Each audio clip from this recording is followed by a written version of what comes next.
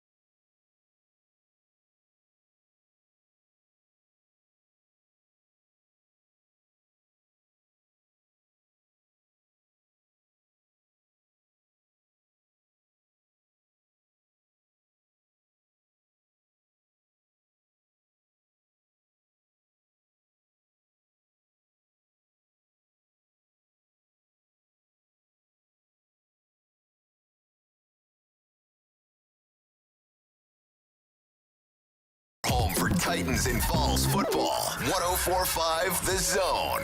WGFX Gallatin, Nashville. A Cumulus station. Trending now at 104.5 The Zone.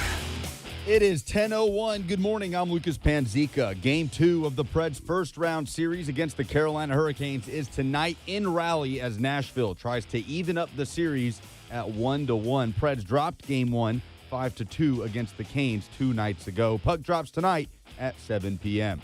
College baseball, Tennessee became the first team in the country to hit 40 wins this season, beating Belmont 11-2 last night. Vols will wrap up the regular season with a weekend series at South Carolina. Vandy handled Florida International 20-4. They will host Kentucky this weekend.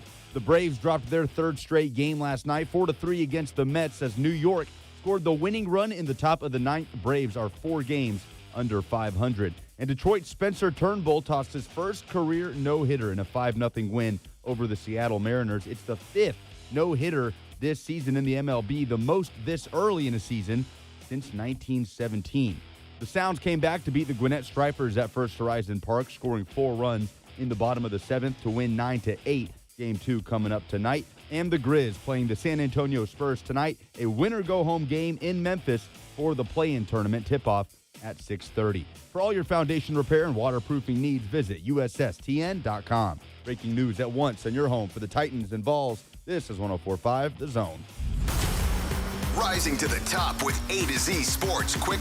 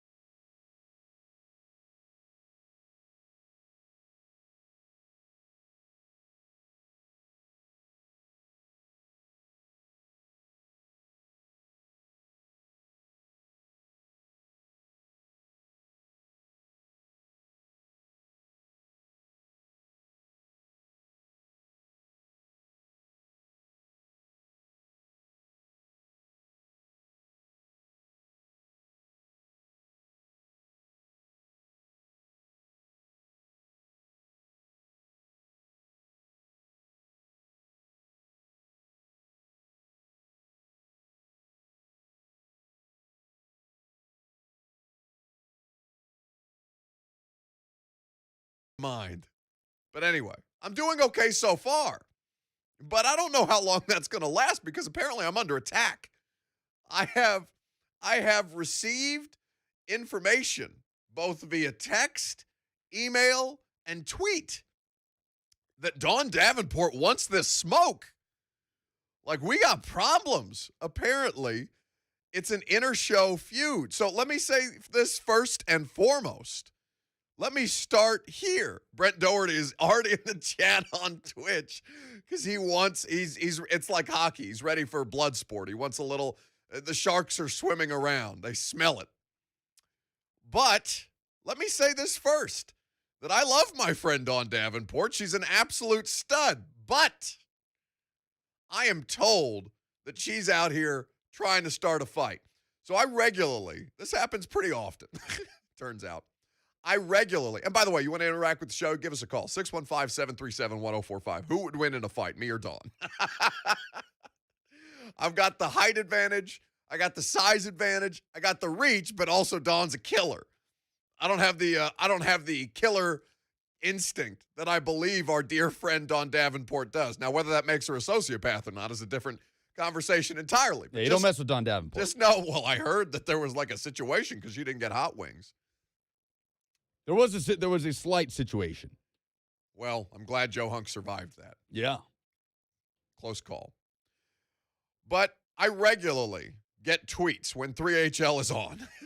Tara says Dawn would beat your butt, but not the word butt. Yes, Tara, I'm well aware. We've put it to a poll, in fact. Indeed. At Buck Reising is where you vote on said polls. So I regularly get tweets when 3HL is on because me and Dawn disagree on a lot of things. A lot of things. And it's not just because one time I said she was my parents' age, which is not true. I just like to mess with Dawn. But ever since then, like, I'll be running errands. I'll be in the house, maybe doing a little work. Maybe, taking a break from talking because I'm talking so much so often. Just kind of getting away from all of the things that are happening. And then just my notifications, it'll be a random, like yesterday, a random Tuesday at like 4:19.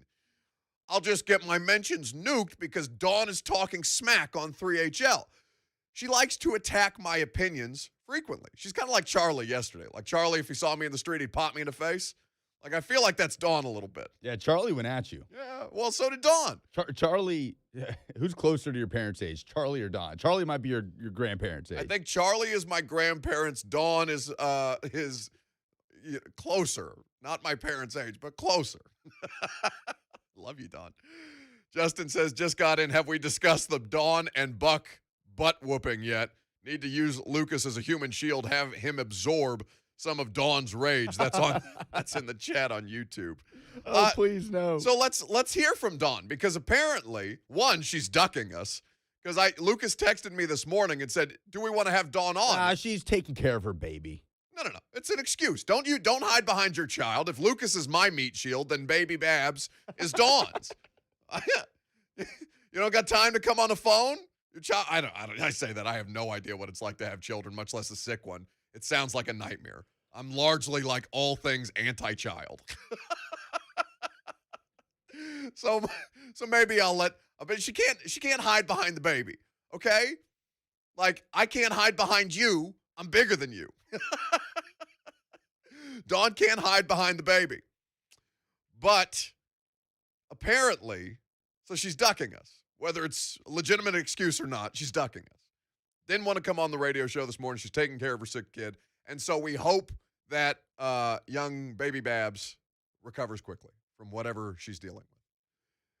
But let's hear from Dawn Davenport, because I guess she went at me yesterday on 3HL, because I had it emailed to me, I had it tweeted at me, and I had it texted to me, and I guess I got to hear it at some point.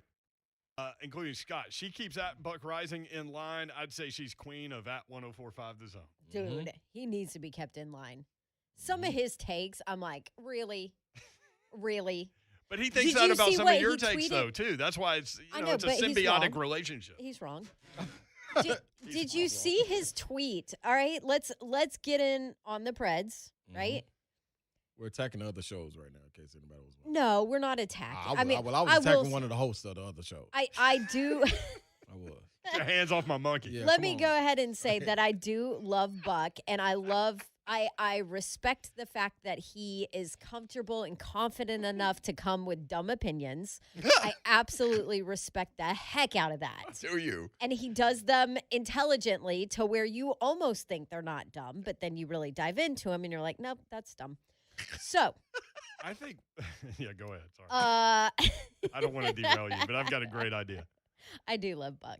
And I do love messing with Buck. Anyway, so last night he was kind of trolling the Preds. And I was bothered by it. Like, Not kind of, I Like the did. Preds Twitter feed. okay, everybody came at me yesterday saying, "Oh, you hate the Preds," just because I kept it real and said, "Hey, Carolina's a better team." Boy, it's Here we go. looking like Carolina and 5 right now. Exactly. So Buck tweeted last night, "Can I get a vibe check? #Preds."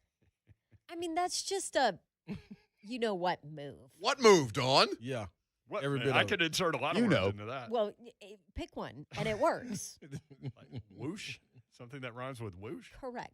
something that rhymes with stick. What do I usually send you in a text? The letter D with the bag emoji. Yeah, she does. That's Dawn Davenport yesterday on 3HL. Ron Slay, Brent Doherty egging her on. So I don't know if this was a hunger-fueled rage because she did not get her hot wings until Ron Slay ordered her a whole new order of hot wings. But that's not even an opinion. So you're going to cite my bad opinions, but you're going to say that the opinion that you take issue with is me just trolling the Preds after their team got their butt kicked 5-2 in game 1. By the way, game 2 tonight. We'll talk about it at some point. You I'm did sure. troll. But on purpose. It's intentional. That's not an opinion. That's not a take. And I don't do takes. I do nuance. I do opinions. She was kind enough to say that Lucas is looking at me like, are you sure? You literally were in the championship of the Titans hot takes bracket. Like, that's going to hang over your head as long as you're on the airwaves. But she can't say that my opinions are dumb and then cite the trolling as an opinion. It's two different things. So, like the first thing, backstory that I will say, because now we're going to smoke Dawn out, okay? J. Martin Ramon, we're talking about movies that I don't even know what they were talking about. Weed movies. Weed movies? Okay, so I don't know if that's movies you anyway, weed movies was the subject of conversation today. This is going to be a different kind of smoke out that we got going on here on this show. We're going to smoke Dawn Davenport out because she needs to come and be held to account for her bad opinions. And everybody's going to take Dawn's side. That's okay. I'm going to die on this hill. It's like Corey Davis Hill. Nobody wanted to join me on Corey Davis Hill. Then he nearly had 1,000 yards last year. Everybody wants on Corey Davis Hill. No, get the hell out of here. Well, Dawn wants to do this in a more proper setting. She said we should sell a one-time Dawn and Buck show. She texted this to me this morning. Okay. And do it at a bar. Fill it with topics we adamantly disagree on. We disagree on a lot. That'd be fun. Me and my dear friend Dawn. But yeah, wait, she took issue because I'm trolling one of the teams? Why? I'm not trolling her. The first thing that Dawn ever said to me, like when we met for the first time, because she followed me on Twitter. We had engaged, or we had followed each other on social media prior to us meeting. So like literally the first thing she ever said to you. Yes, literally the first thing that she ever said to me when I came to the Zone Studios for the first time. Before I worked here, I used to do, I still do, weeklies with 3HL. And the first thing that she said to me is, I follow you on Twitter, and I don't think I like you on Twitter. I said, you're probably going to not like me in person either. And so now clearly, and we do. This is for fun. Like, obviously, Dawn and I enjoy each other a great deal. You can enjoy each other's presence, and you can disagree. So Dawn and I disagree on a lot of things. And I'm not wrong, she's wrong. So, if Dawn Davenport would like to have it out, I got 3 hours. I got time to kill. I'm not hiding behind a sick baby. I'm here. Come get some. Early results here on who would win in a fight. We put it to a poll, as we do. You or Don Davenport, 89%, nearly 200 votes already. I put this thing up like 20 minutes ago. Don Davenport, 89% of votes say would beat Buck. Yeah, no, she's good. She would win because Dawn obviously would fight dirty. John Miller says, I feel like the 10% that voted for Buck included Buck and the people he paid to vote for him because Don would slap him back to the Bronze Age. She'd have to reach me first. I got like a foot and a half on Dawn. This is some pro wrestling fun right here, says Mikey Dreamer on Twitch. Cousin Danny in the Burrow just giving me a bunch of eye emojis on YouTube. Yeah, that's right. Eye emoji. We are out here. We are out here in these streets, Dawn, digitally or otherwise. Speaking of these streets, that was Charlie who just called, and he wanted to make it clear he is not a violent person. He would not hit you in the streets if he saw you, Buck, but that an athlete might because of the way you treat the press. Man, listen, Charlie's a trooper. I appreciate him for listening because all I've done is giggle and make fun at people. Again, the way that Charlie was clearly bothered by yesterday.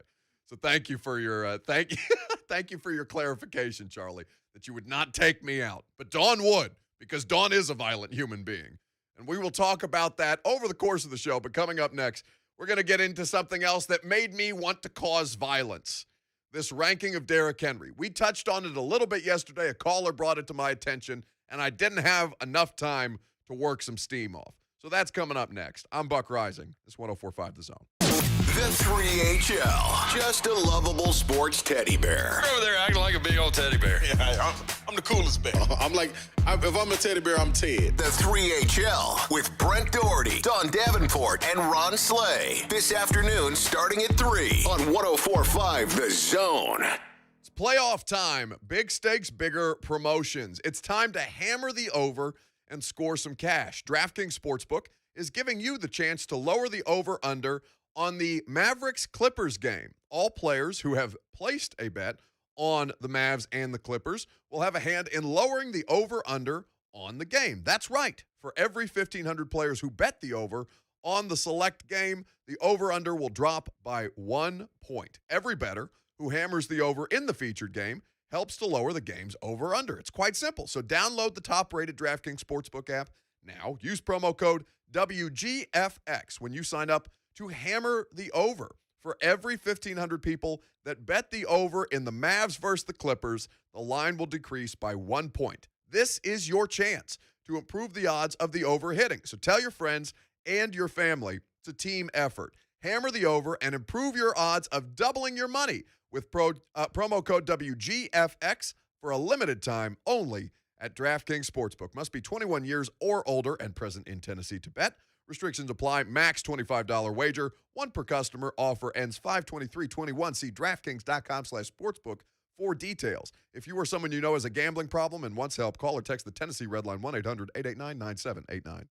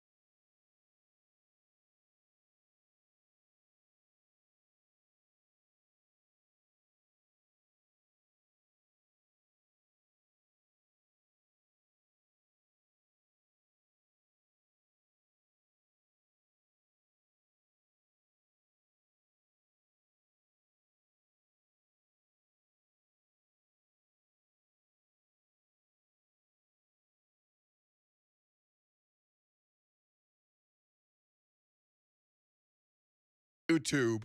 And if you want to hang out on YouTube with us, like I'm in the chat on YouTube during the commercial break. So if you guys like it's Oh, so you can hang out in the chat, but when I do it, it's weird? well, it's unmuted on my laptop. I was like, why am I hearing myself? It was disorienting. Yeah, because you got other stuff to do. I don't. I just sit here. You come at me for interacting with our great listeners on Twitch. Yeah, but you're doing it for clout. I'm doing it to keep people engaged. Oh, yeah, you don't do anything for clout. 615. That's not Buck. 737-1045. 615-737-1045. Yeah, Miles Myers on YouTube. Lawan and Davenport, talking about Taylor Lawan, versus Will Compton and Buck Reising. Cage match sounds reasonable. So Will be here later. I don't want an out-of-work podcasting linebacker as my cage partner. I need better than that, especially if you're going to give Dawn a 300-plus pound, 6'6" offensive lineman who's like still active and playing in the NFL. The only even matchup there would be Slay, right? Ooh. To have on your side. Slay like Ramon on Don's side, Slay on your side. Slay for sure can box. And apparently he wants a piece of Ramon too. Like what is going on with our radio station? There's so much infighting. Ripped apart at the seams. This is becoming Game of Thrones. It's tribal. It's like the SEC fan bases. Justin on YouTube says, Lucas and Charlie. Poor Charlie, man. He calls in one time and now he's a part of the show. Justin on YouTube says, Lucas and Charlie, Buck and Compton, Lawan Davenport, Hell in a Cell. That's the card. Ooh. I like that. Charlie and I will open things up. Yeah. And then Don and Buck will be the main fight. God, I mean, if Jake Paul or Logan Paul or whichever one of these idiot Paul brothers is fighting Floyd Mayweather, we can do it. If they can do it, we can do it. Yeah, I'll get my ass beat by Floyd Mayweather. For that payday, hell yeah, you I will. can do that. Babs is going to straight Terry Tate Buck out of the studio. Don't mess with the mom strength. Justin says Slay would absolutely betray Buck at the end of the match to help Don. That's true. They're 3HL teammates. But if anybody's going to betray anybody, it's going to be me. Like I'm out here knifing people in the back. I'm out here climbing on people's shoulders to get to the top. That's basically my entire career. So Slay is too genuine. It would be possible for him to side with Don Davenport. But if anybody was going to betray any of their teammates, it would be me, without question. 615-737-1045. So, speaking of things that are irritating, because I irritate Don Davenport in jest, but this actually pissed me off. We talked a little bit about, I believe it was Bam, that called in yesterday to get my thoughts on this Derrick Henry ranking. So it's on Pro Football Network. We talked a little bit about it yesterday. You know that Derrick Henry at this point, because I'm sure a handful of us have talked about it over the course of the last 24 hours since it came out. But this top 25 running backs in the NFL, and we read you the blurb yesterday. It's from Matt Williamson. Lucas has been trying to get Matt Williamson on. Speaking of smoking people out, Matt Williamson, where are you? Defend your ranking. Well, to be fair, their PR person said he'd be available Thursday. I couldn't do Thursday. He can't do Friday. I haven't been able to make it work. No. This is like Dawn hiding behind her baby. It's cowardice. We need better. We need accountability. So Derrick Henry, 5th ranked running back in the league by Matt Williamson. The 4 in front of him, Dalvin Cook, Alvin Kamara, Saquon Barkley, Christian McCaffrey. The 2 at the top, by the way, are the 2 guys who have played the least amount of football via injury or otherwise than the 3 that they're in front of. But I digress. So if you missed this, it's at ProFootballNetwork.com. Derrick Henry, Tennessee Titans, number 5. All Henry, and I'm reading the blurb now, all Henry has done is lead the NFL in rushing for 2 straight years. On a yards per game basis, Henry topped the league by over 15 yards, more than second-place finisher. Henry is a force of nature with the ball in his hand. So why is Henry down at number 5 in these rankings? The reality is that there is a case to put him first because he is so unique. But Henry just doesn't contribute enough as a pass catcher. Still, this guy has scored 49 touchdowns over his last 45 games. That's remarkable. So basically, the genesis of this, and listen, if you guys agree, maybe not with the 5th overall ranking, if you think that there are better running backs in the league than Derrick Henry, I'm not here to diminish you. I'm just saying that there's precious little evidence of that. if you want to chime in, please do. 615-737-1045. But the situation with Derrick is this, and we spent a little bit of time on this yesterday, but I felt that there was enough there that we needed to come back to it. Over the course, so since Derrick Henry got here, he was drafted in 2016, I believe. Lucas, maybe fact check. Yes, second-round pick, 2016. That's right, because that was the Jack Conklin draft. Jared Goff, first overall. We'll talk about quarterbacks later. Running backs right now. 2016. So over the course of the last 5 years,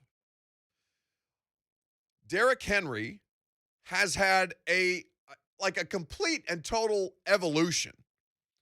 Not physically, because he's always been physically what he is, but as a player, as an asset, as probably, he may not be the most impactful player in the AFC South this year. I think that's going to be Carson Wentz one way or the other. If Carson Wentz is good, it changes the dynamic of the division. If Carson Wentz stinks, then it's Henry. But it's still Carson Wentz as more important because quarterback, more important than running back. It's nothing against Derrick Henry. These are just the facts. I have, though, covered the Titans since 2016. So Henry's rookie season was my first year full-time covering the Titans.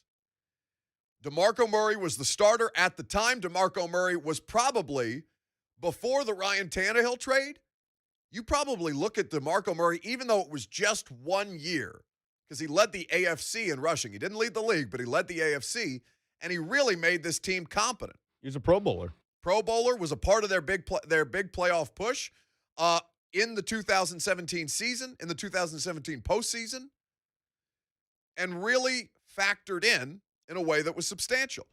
He was who was starting over Derrick Henry. So it took Derrick, one, time to get to the field because for whatever reason, even in 2017, when DeMarco Murray's body was going to hell, they continued to play DeMarco Murray over Derrick Henry. And then Vrabel gets here in 2018. They want Derrick Henry to be the guy. Derrick, for whatever reason, is not at a place mentally, just in terms of his game, not in a place where he can be the dominant thing that we know him to be now. That changes basically halfway through the 2019 season. Carolina, at halftime of the Carolina game, because they were still running Deion Lewis out there. It was a Deion Lewis game plan. I know because I remember being furious about it in the press box. Deion Lewis game plan. They're trying to force feed the ball to Deion Lewis. And honestly, it was working for a bit, and then Deion Lewis fumbled, and everything went to hell. So then Arthur Smith comes back, first year as an offensive coordinator. Art comes back, and he is running the football with Derrick Henry with great efficiency. They're just feeding the beast. That is the point that it turned for Derrick Henry. Well, really, after he broke his scoring slump, because he went a couple of months at the start of the season without scoring a touchdown. In the London game against the Chargers, they finally got him into the end zone, and things kind of shifting after that. That was the 2018 season. But really, they didn't know what to do with Derrick, or they couldn't figure out what to do with Derrick to get Derrick in the best position. And Derrick needed, the pep talk from Eddie George, the thing that's maybe a little bit romanticized, but it sounds like it really did something for him. And now Derrick Henry is the LeBron James of running backs. This is an epiphany that I had last season, because prior to 2020, I was out here arguing against paying Derrick Henry a second contract. I looked at it as numbers, as odds of him being able to sustain, completely unlikely.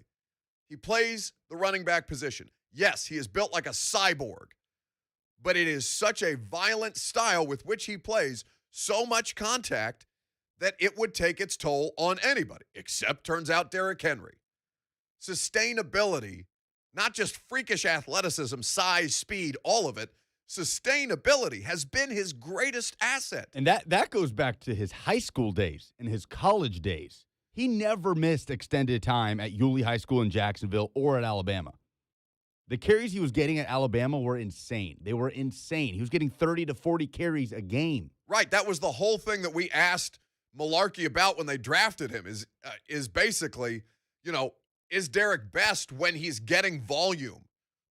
Does he improve? Which seems like, yeah, in college it's possible. In the NFL, it's nowhere close. But when I make that, because Raymond says, well, I can't read the comment that Raymond says because he's being wildly inappropriate in the chat. Raymond, do better.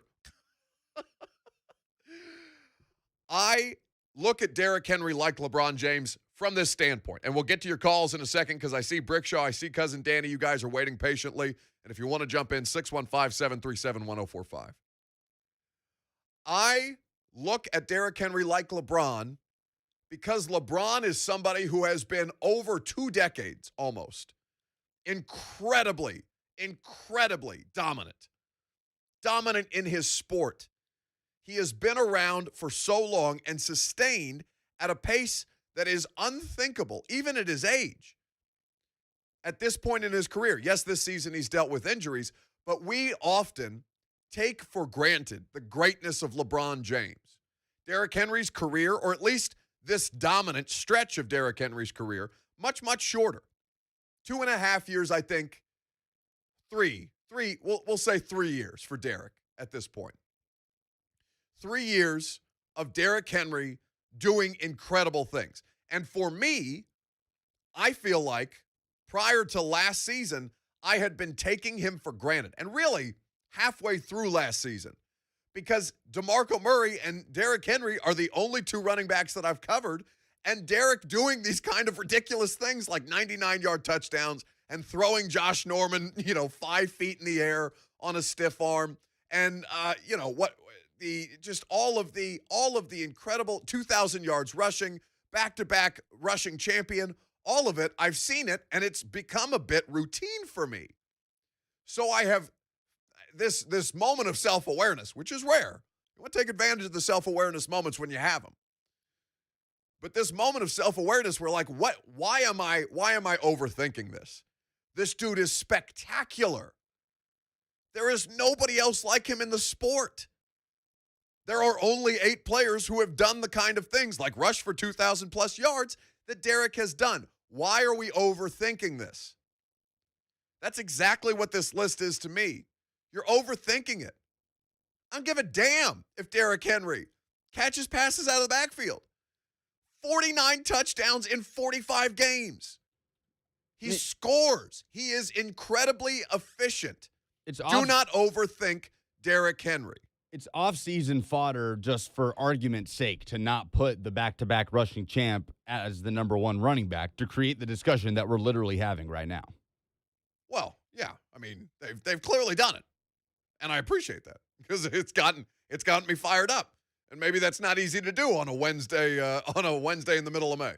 But now we have list season for us all to get upset about. 615-737-1045 is how you chime in. Brickshaw has been waiting patiently. He is in Nashville. He wants to talk about Derrick Henry. Go ahead. Hey, can you hear me, Buck? I sure can. I mean, if we're talking about PPR, then obviously Christian McCaffrey, Dalvin Cook, all those guys.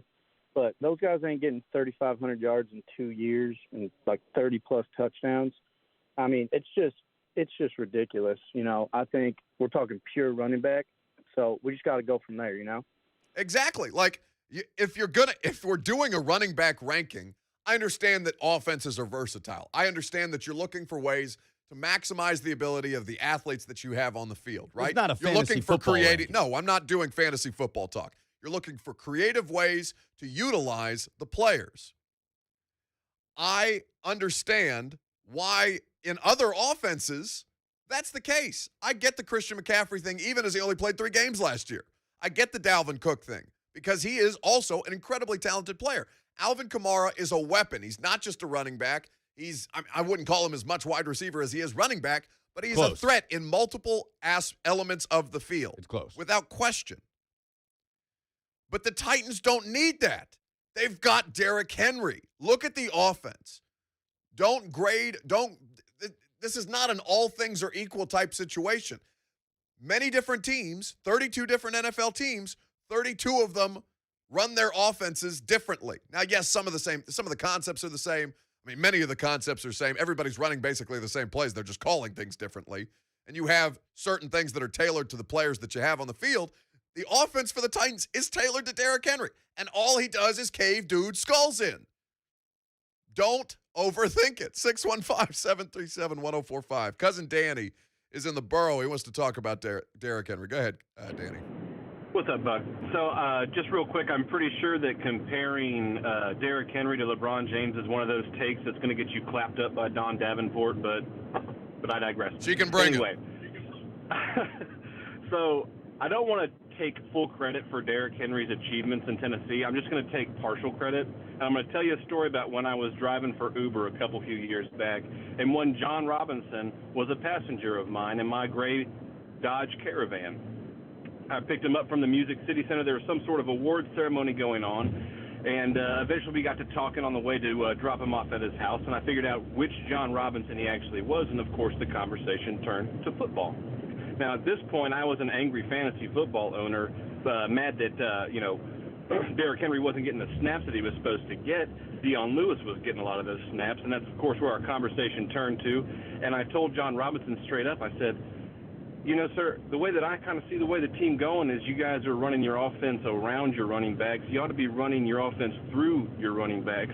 Let Derrick Henry do what Derrick Henry did at Alabama. You guys have an offensive line tailored for it. I think it's a mistake to keep giving, Dion Lewis these snaps. And he just kind of nodded and smiled and, said, yeah, I get what you're saying, because I'm sure I wasn't the first person to ever tell him that. But 3 weeks later, I'm in Dallas. I'm training for a new job, so I don't have to drive for Uber anymore. And I'm lucky enough that I get to go to the Thursday night game in Dallas between the Titans and the Cowboys, where Derrick Henry busted off that 99-yard touchdown run. And I'm not saying that it all just was because of what I told John Robinson in my Dodge Caravan, but I'm pretty sure that was contributing to the fact that Derrick Henry went absolutely ham after that. The man's the best running back in the NFL, and it's not just his stat line, it's how he plays the game of football and the position of running back. It is pure. There are no jokes, no ifs, ands, or buts. He knows where he's going, and if you're in his way, bless your little heart. Appreciate the call, Danny. Thank you for your service. 615. What, Uber? No. He's the reason Derrick Henry's good. Oh. Can you imagine John Robinson getting in an Uber? Because I'm sure it happens all the time. People like Danny chirping at him and be like, man, you really should do this with the roster. Man, you should have given Jadeveon Clowney all that money. Man. I do think we have an obligation to point out that the Titans were in Dallas for Monday Night Football, and Derrick Henry's 99-yard touchdown happened in Nashville against the Jaguars. Yeah, there are some details there that aren't accurate, but that's okay. Good for Danny. So we should all send Danny a thank you letter for help. And I'm teasing, of course, Danny. I understand what you're saying. Even if the dates and the events are a little off, it took something. It took something for them to realize that enough with the cute stuff. Use the extraterrestrial, the 6'4", 250-pound hammer. He's unlike anything else. We're going to talk about this more on the other side. We're going to get into quarterbacks and divisional storylines as well, like we didn't really get to yesterday. And I think there's some really good stuff to dig into, especially with the AFC South. Your phone calls as well coming up next. I'm Buck Reising. It's 104.5 The Zone. Your Nashville Predators are in the Stanley Cup playoffs.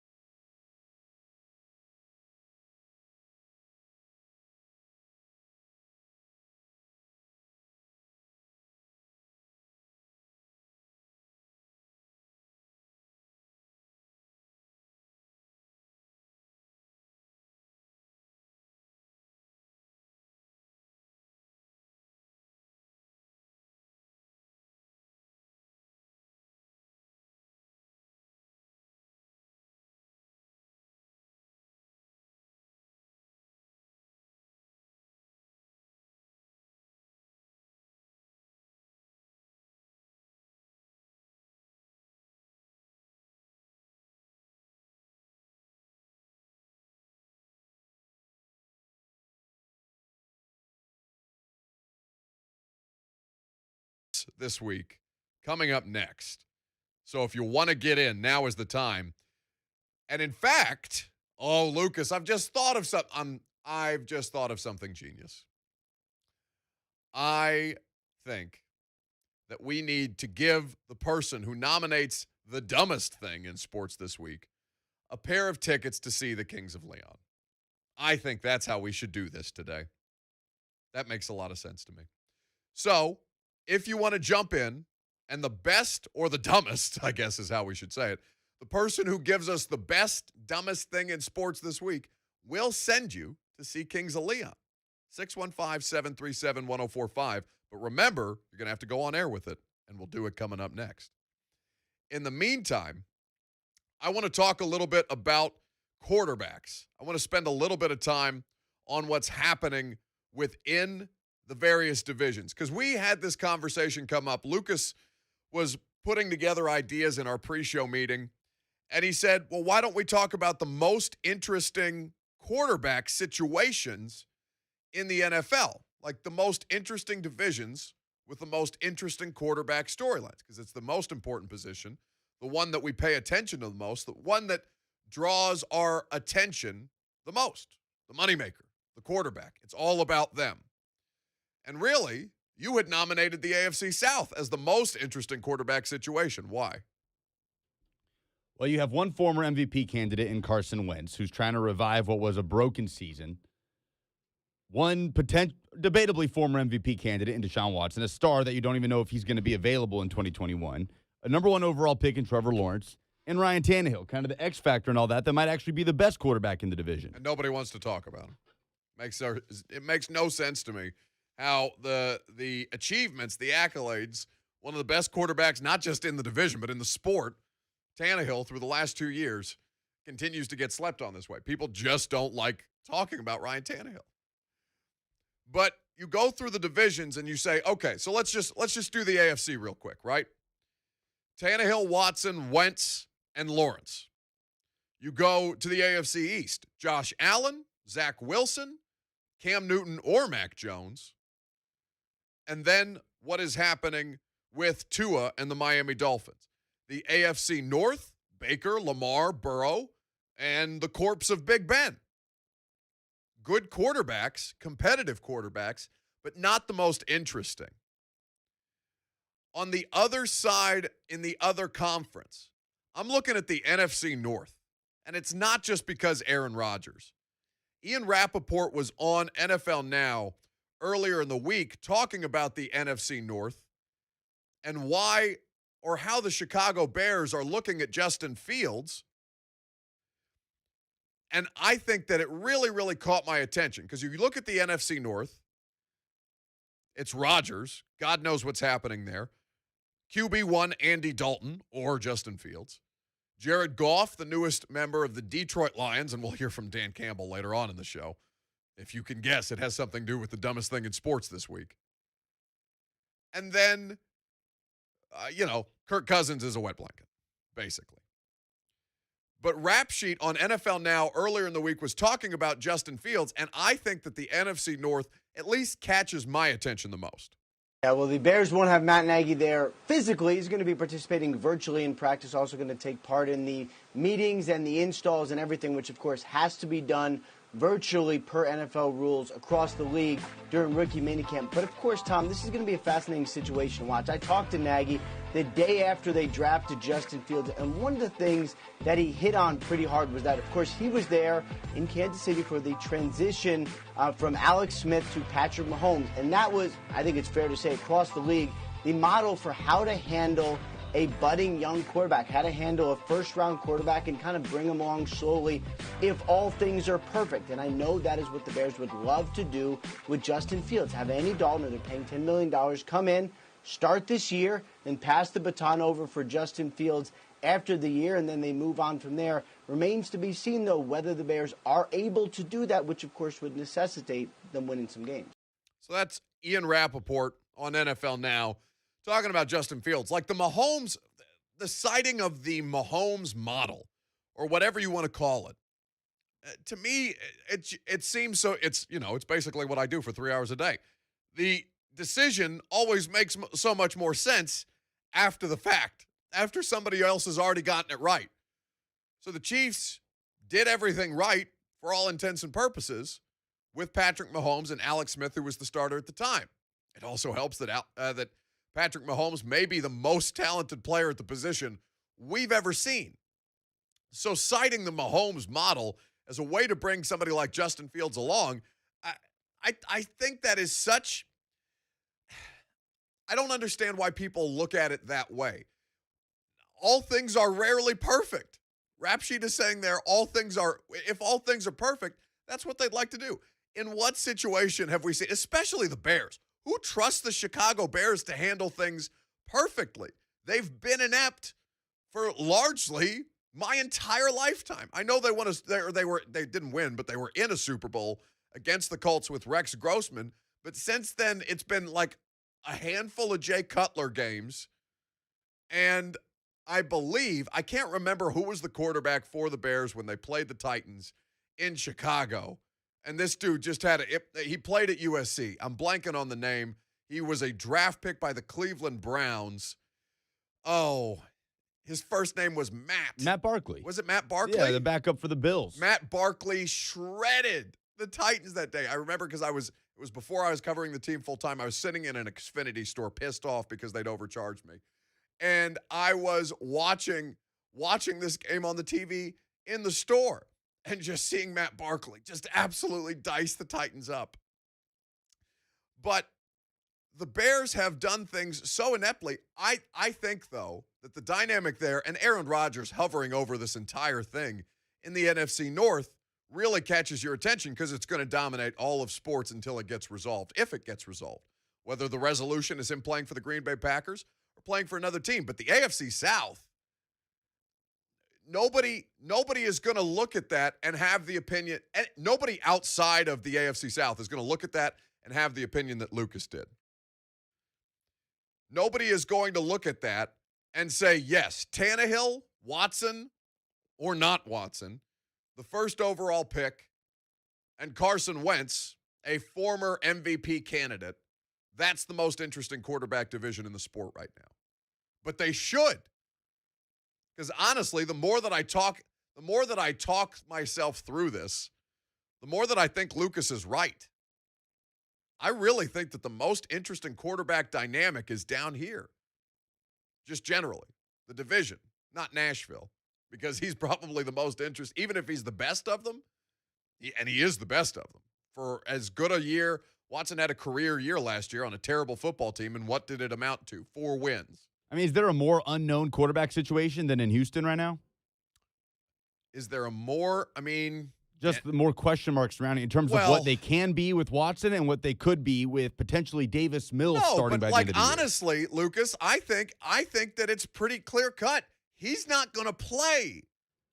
I think all of these things that they have done are red flags to anybody who's paying even remotely close attention. Hey, this dude's probably not going to be available to us. Which still adds to the intrigue of the division. Yeah. And then, they're going to trot who's the Bengals quarterback that they traded for?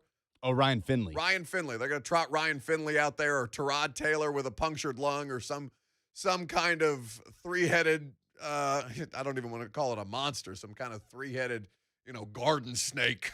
I can see Davis Mills starting by the end of the year. Of a quarterback situation, just absolutely, it's going to be abysmal. And what Trevor Lawrence can be a substantial improvement, and maybe they win 6 games as opposed to 1. It's a problem, but it's interesting. The dumbest thing in sports this week is what's coming up next. Jump in on the phone lines. Lucas and I will give you ours. What is the dumbest thing in sports this week for a chance to see the Kings of Leon? 615-737-1045. I'm Buck Reising. It's 1045 The Zone. Your Nashville Predators are in the Stanley Cup.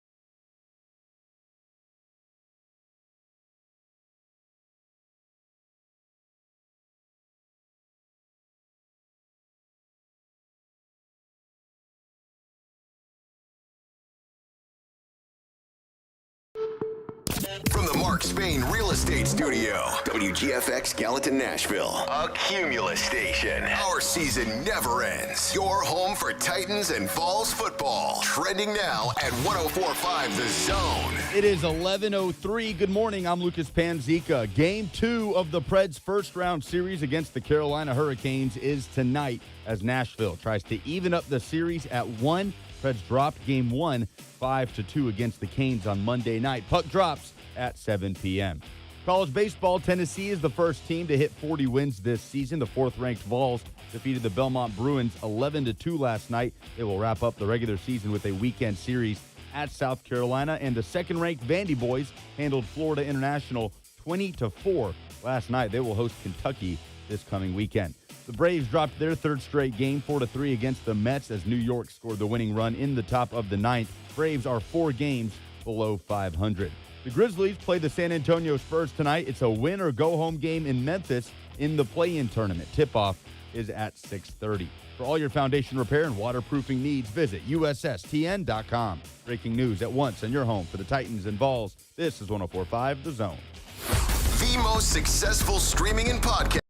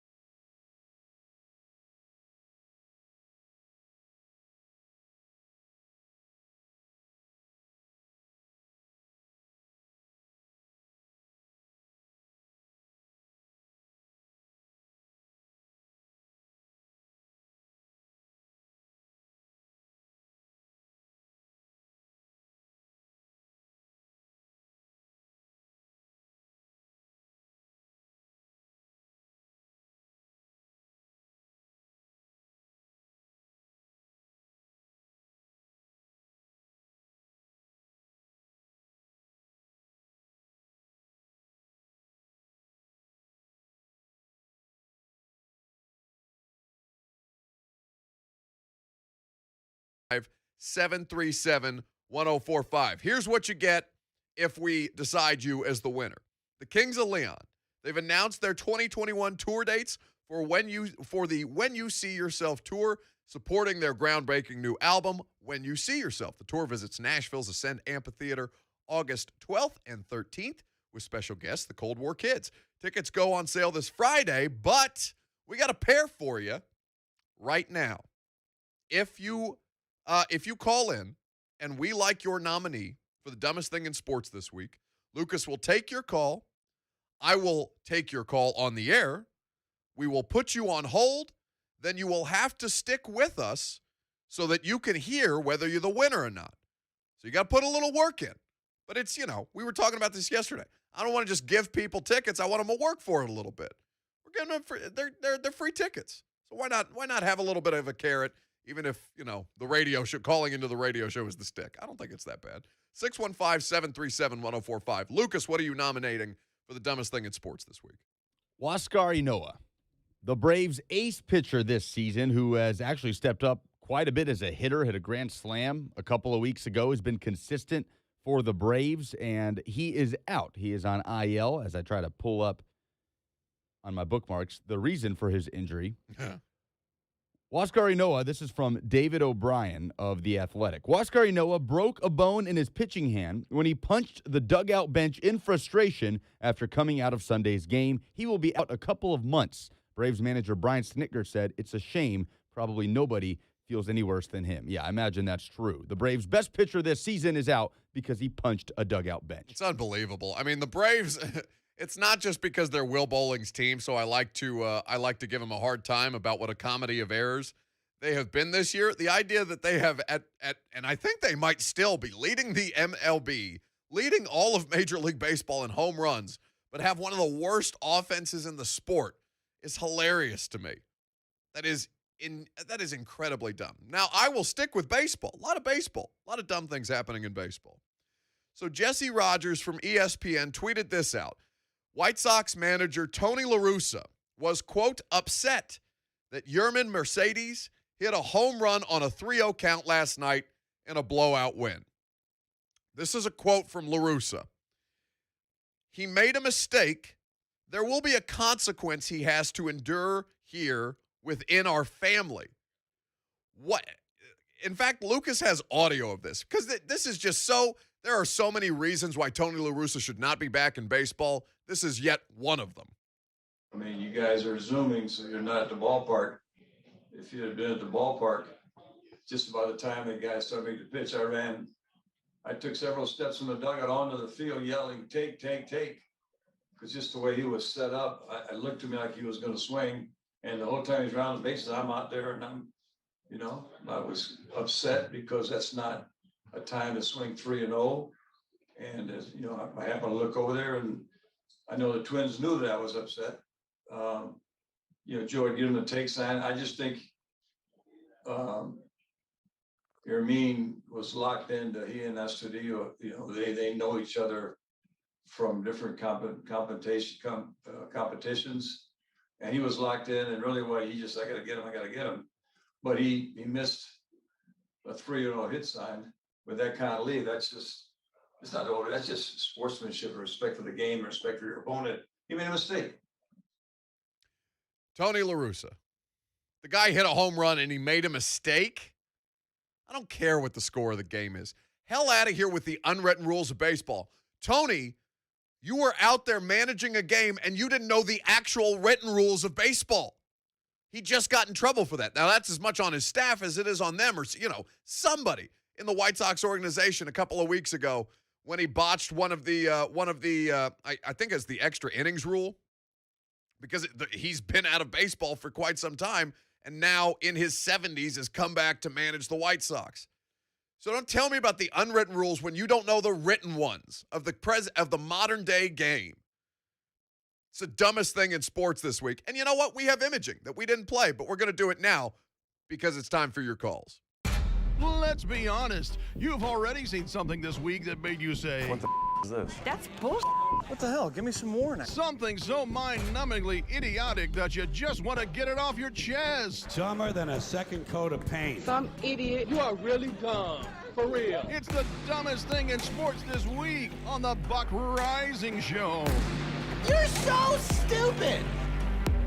Thank you, Root Brian, for all of your exceptional production work. 615-737-1045. 615-737-1045 for your chance to see Kings of Leon if you impress us with the dumbest thing in sports this week. Lucas and I both went baseball. There is a great many things to nominate. We will get to them right now. Now, I'm going to go first to Charlie, and if it's the Charlie that I think it is, I'm very excited because Charlie has now become a character around here on the show, and I'm excited to have him. But I know that he doesn't want the tickets, so we'll go with Charlie first so we can get out of here. Charlie, what is the dumbest thing in sports this week, my friend? Okay. I grew up in Indianapolis and caddied for Pete Dye for 6 years. People don't know that Pete Dye was a great golfer. And so I have played golf for 75 years. I play active now. I'm a 3 or 4 handicap. I play from the front tees. All right. The dumbest thing in sports, golf. If I call in for a tee time from Harpeth Hills, Two Rivers, all of our public courses, if I call in today for tee times next week and don't show up with those tee times, in other words, I just stay home and drink coffee. Yeah. We've got 4 city golf courses that have Charlie Miller's tee time at 12 o'clock next Wednesday. If I don't show up, do you know what happens? I assume they give your tee time to somebody else. No. They won't give it to anybody else because I've got it reserved. So wait, is this something that happened to you, Charlie? Did somebody it block? It happens every day. One of the worst complaints in golf in Nashville is the fact that people can't get tee times. The reason they can't get tee times is because people know that if I call in advance in a week, even if I don't use the tee time, nothing happens to me. Yeah. So everybody knows this that plays golf in Nashville. So when you call Harpeth Hills and they say, I'd like to get a tee time at 12 o'clock, 100% of the time they're going to tell you they don't have any availability because it's already reserved. They've blocked out the times. If you go to the golf course at those times, you'll find that half the time there's nobody there. That's the facts. I'm sorry. Thank you, Charlie. We appreciate the call, man. 615-737-1045. Justin says, man, eventually somebody's going to catch a butt whooping from Charlie. Charlie got a lot of pent-up angst, it seems. The dumbest thing in sports this week with your calls, the chance to win a pair of tickets to see the Kings of Leon. Coming up next, I'm Buck Reising. It's 104.5 The Zone. J. Mart and Ramon.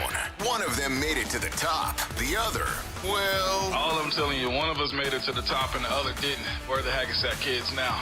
I mean, right next to you in this same studio. J. Mart and Ramon. Tomorrow morning.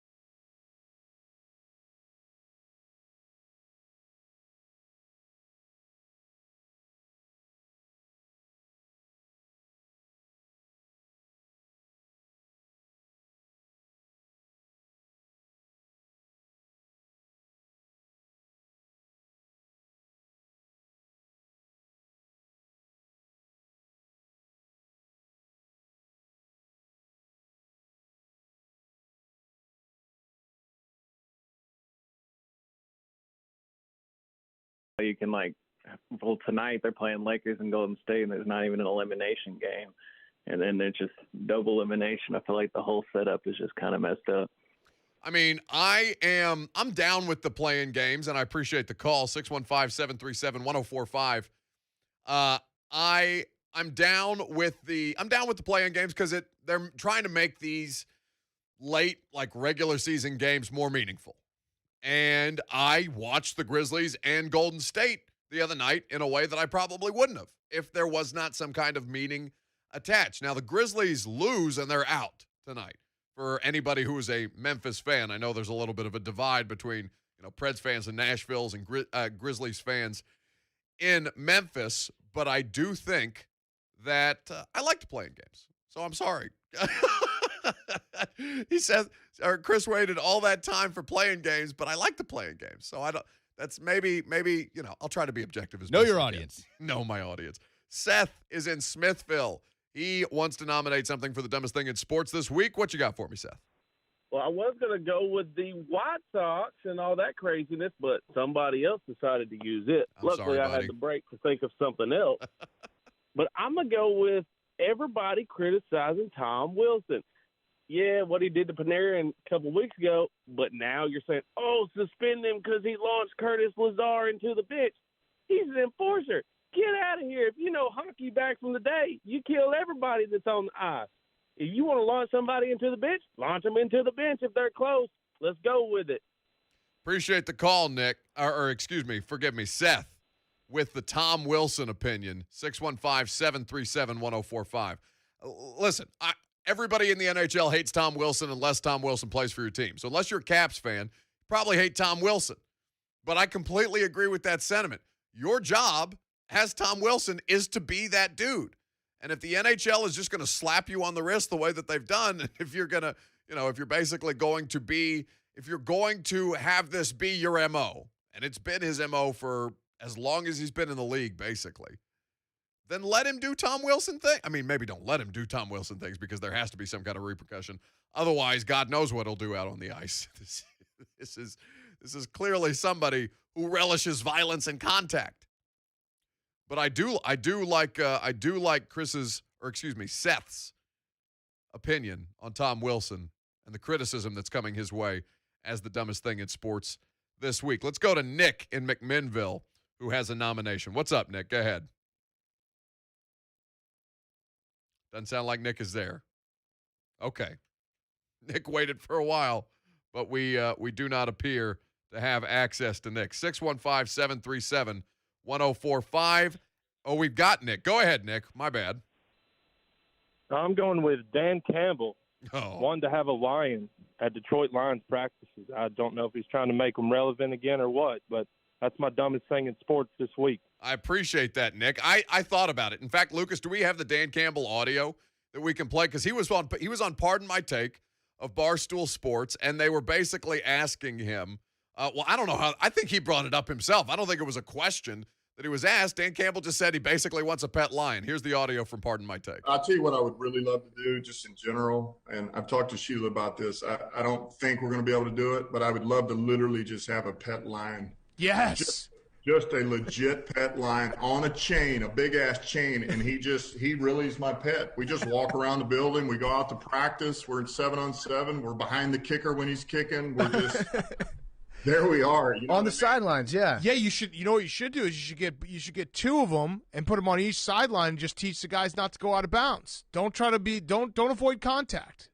And on command, you could train him. Like if one of your groups isn't doing well, you could just take him over to their section and just have him take a dump right there in the middle of where their section is at. Unbelievable. And then bring him on back. Yeah. I mean, think about it. Dan Campbell. The dumbest thing in sports this week. I like that nominee. It's a good one. By Nick. Let's go to Albie in Nashville. He has a nominee for the dumbest thing in sports this week. What you got, Albie? The injured Kevin Durant somehow should be MVP over Steph Curry and LeBron James this year.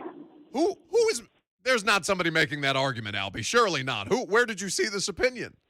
I've heard it. They had two other people above Steph Curry, scoring champion, and LeBron James. Well, Durant's gone. Yeah, it would be helpful if we cited sources, but thank you for the call, Albie. I cannot wrap my head around. I mean, Durant's missed like a month throughout the course of the season. He comes back, he gets a little banged up. Now the Nets are unstoppable if they can stay healthy, but Kevin Durant, I have not seen that opinion anywhere. In fact, I've seen more traction for Joel Embiid, even though he has also missed time with injury over the course of the season. I haven't seen anybody logical making that argument, but if Albie's seen it, and listen, if you're gonna bring something to the table, Albie, and for anybody listening, you got to be able to cite where it came from. It can't just be something that you say, it's something that I've heard around, you know what I'm saying? Like, I believe you. I'm sure somebody, because a lot of people have dumb opinions in front of a microphone here lately. But I've got to have the person, I've got to have the source from which it came from. 615-737-1045. Maurice is in Nashville. He wants to nominate somebody for the dumbest thing in sports this week. I had a Maurice. Did Maurice drop off? Oh, okay, Maurice. Maurice is not there, so we will go instead to Kenny in Kentucky. Go ahead, Kenny. I'd like to nominate Charlie for wanting to throw hands with you, Buck. That's what I'd like to nominate. Thank you for the call. 615-737-1045. All right. Listen, Charlie's getting a bad rap around here, man. 83-year-old Charlie just out here trying to play some golf. Everybody's calling every public course across Nashville trying to make sure that Charlie can't play golf. It's a problem. But, he wasn't. He was merely suggesting that if I ran into a Titans player or a Preds player or any of the players that I am critical of, that they should swing on me. Now, not Charlie, not 83-year-old Charlie, but he would do it if he was one of them.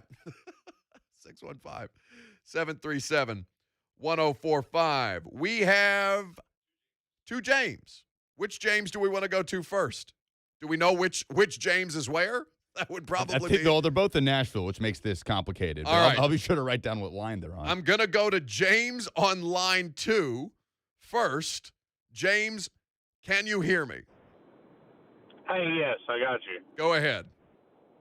Hey, Buck will know this because he's probably a Mo Salah fan, but the Dumb Play Award goes to West Brom Alvovich, which has been relegated to the championship league in the EPL, and they send their keeper forward, and he scored a flicker. So I know Buck will know what's going on over there. I live half the time in Egypt and half the time in Nashville. So very cool. We appreciate the call, James. Yeah, big Mo Salah fan. It's my countryman.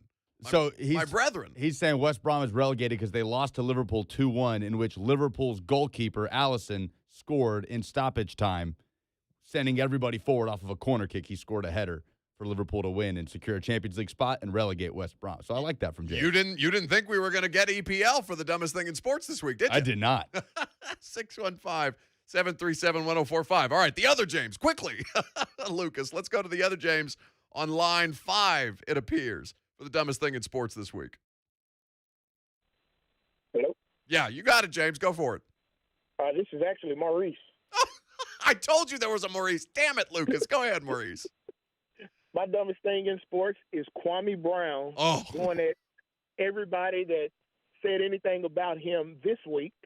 But what about the previous years where everybody said he's the most garbage player ever in the NBA?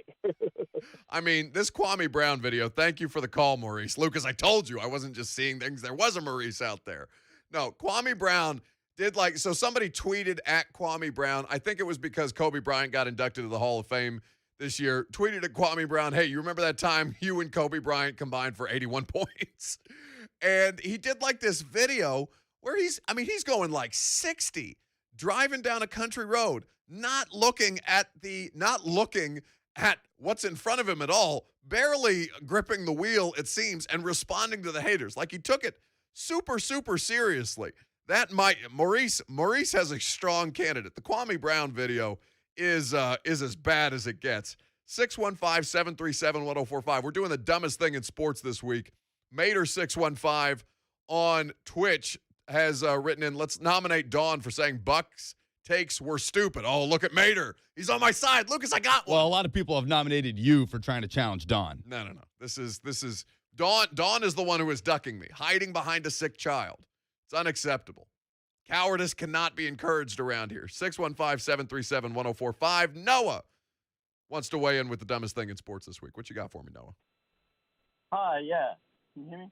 I sure can. Go ahead. Yeah, so my dumbest thing in sports is Sam Monson at PFF saying that Nick Chubb is the best pure ball carrier in the NFL. I mean, like, did Derrick Henry not just win the rushing title for the past 2 years? Nick Chubb didn't even break 1,000 yards last year. I think that's just insane. I appreciate the call. Listen, the running back conversation, I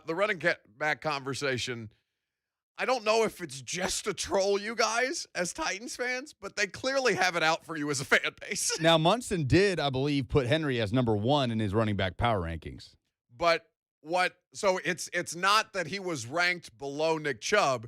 It's that Sam Monson said that Nick Chubb is the best pure carrier of the ball. Which is almost just as dumb as Williamson citing 45 touchdowns in 49 games, but he's the 5th best. Yeah, how are we doing the metrics on that? That I don't understand. Like, how are you? I mean, I assume that Sam Monson knows something about ball carrying mechanics that I am unfamiliar with, but like, I don't know how you would determine that as a Pro Football Focus grader. Dumbest thing in sports this week. The last one for today, before we give away these Kings of Leon tickets. Charlie, bring us home. What is the dumbest thing in sports this week? To me, the dumbest thing in sports is Don busting your chops about the Predators. It's pure and simple. It is what it is. If the team sucks, the team sucks. You know what? Hell yeah, Charlie. Let's go. Okay, so what? I mean, is Dawn a Preds fan? Like, is that where the conflict between me and Dawn Davenport No, I arose? don't think Dawn grew up like a Preds fan, but she's, I guess, supporting the hometown team. But I mean, so I can't have a little fun at their expense? Yeah, you can have fun, but like, everything's relative. If they suck, they suck. I mean, they're in the playoffs. They've been in the playoffs 7 straight years. Did I say they suck? No, I'm saying Charlie did. No, not well. Yeah, no, I understand what Charlie's saying, but like for 2 months, we have been praising the Predators basically since the last time that I said they sucked, and then they started to not suck. And everything get better. But when they lost 5-2, yeah, I wanted to have a little fun at their expense because their Twitter account pisses me off. Okay, let's assign a winner. So we've had play-in games, people criticizing Tom Wilson for being a goon when everybody knows what Tom Wilson is. Lions coach Dan Campbell wanting an actual pet lion to roam the sidelines with him in the facility. It's just the ridiculousness of saying it's that out loud. It's funnier when you say Lions head coach Dan Campbell wanting a pet lion. He wants a pet lion. This knockoff, this what do you want to call it? This like best brands version of Mike Vrabel wandering around with a lion. It's just it's unbelievable. Maurice, I liked his criticism of Kwame Brown's just stupid video. James with the EPL and Noah and Sam Monson saying that Nick Chubb is the best pure ball carrier in the league, despite ranking Derrick Henry above it. That one is just again, these people are playing themselves. Every time they do one of these write-ups, they make the argument against themselves, and then they make their opinion anyway. It's kind of what Dawn Davenport accuses me of, which is what Charlie has nominated for Dawn coming after me for, making fun of the Preds Twitter account. How do we feel about it? How do we feel about it, Lucas? I nominate Nick. You are voting for the Dan Campbell take. Nick with Dan Campbell. Now, the way that this show works, because it is a democracy, but I have 2 votes to Lucas's 1. I have to have the deciding vote here. But I am also going to go with Nick with from McMinnville because the Dan Campbell audio was ridiculous. Thank you. We are sending Nick to see the Kings of Leon August 12th, 12th or 13th. When the tickets come in, we will let you know what the dates are. But in the meantime, Lucas, let's go ahead and get Nick's information. And we appreciate you guys for playing the dumbest thing in sports this week. I mean, it is incredible that this is somebody who is in charge with the fortunes of an NFL franchise, Dan Campbell. The idea, and I know he's playing up to the crowd a little bit because he's on Pardon My Take. So you're going to not play down to your audience because Barstool has plenty of smart people that listen and watch them, but you're gonna get a little extra meathead if you're Dan Campbell.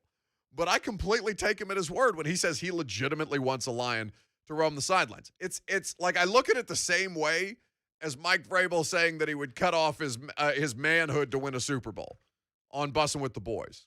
By the way, Will Compton will join us in the noon hour. That's coming up very rapidly. We'll see if young William is on time, as is the custom.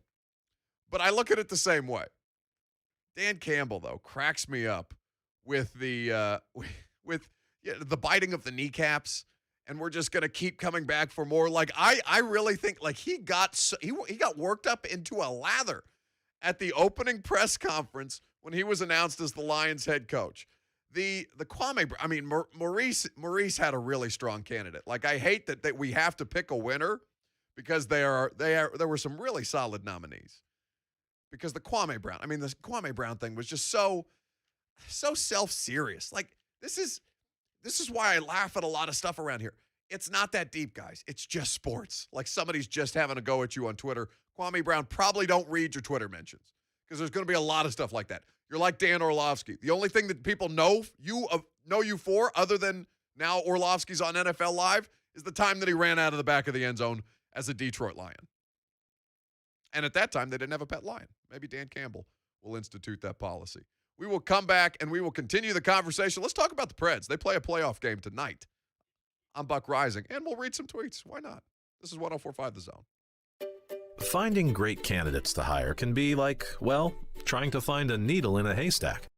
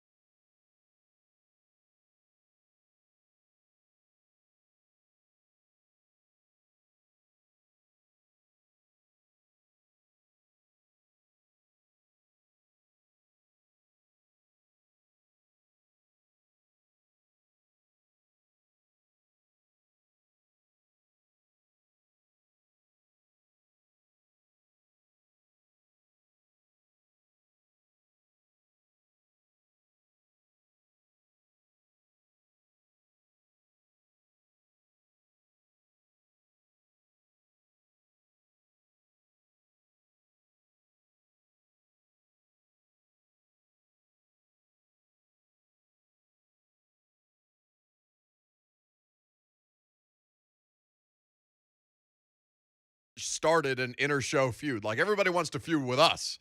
We haven't started an inter-show feud. So you want to start something with J. Martin Ramon? Yeah, why not? Okay. It's on. But maybe tomorrow, because they brought breakfast today. Yes, I'm saving this burrito for later. There is so much food in the studio. I don't know if people on 104.5 The Zone TV, by the way, you can watch us on Facebook Live, Periscope, YouTube, and Twitch. All 3 hours of the show. All 4 of the shows from 6A to 6P. We're hanging out with you so you can hang out in the studio with us. Now, you can't eat the food that's in the studio with me because, one, I won't let you. There's a lot of good stuff from Ethan Roaston here. 615-737-1045 if you want to jump in on the proceedings. We're going to talk about the Preds because they play tonight. Game 2 against Carolina. It is something that, we've had a bit of fun with because of my trolling of Preds Twitter.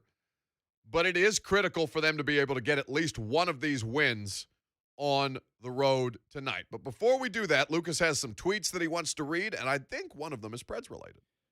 What's the dumbest thing in sports this week? We just gave away our tickets to Kings of Leon. Congrats to Nick, who nominated Dan Campbell, wanting a pet lion. Puka said you trying to take on Dawn and implying she is a psychopath. I didn't say so. Whoa. Puka.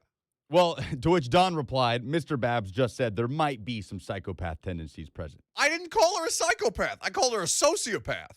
Oh, wow. It's much different. Chris Johnson says, cited your Tony Larussa swinging on a 3-0 count and determined to keep baseball boring. She's just, people like Tony Larussa in baseball are the reasons that I don't really care about baseball. Hell out of here with your unwritten rules. KBB, keep baseball boring. Goody says, turning Travis Etienne into a wide receiver. This is one that we missed.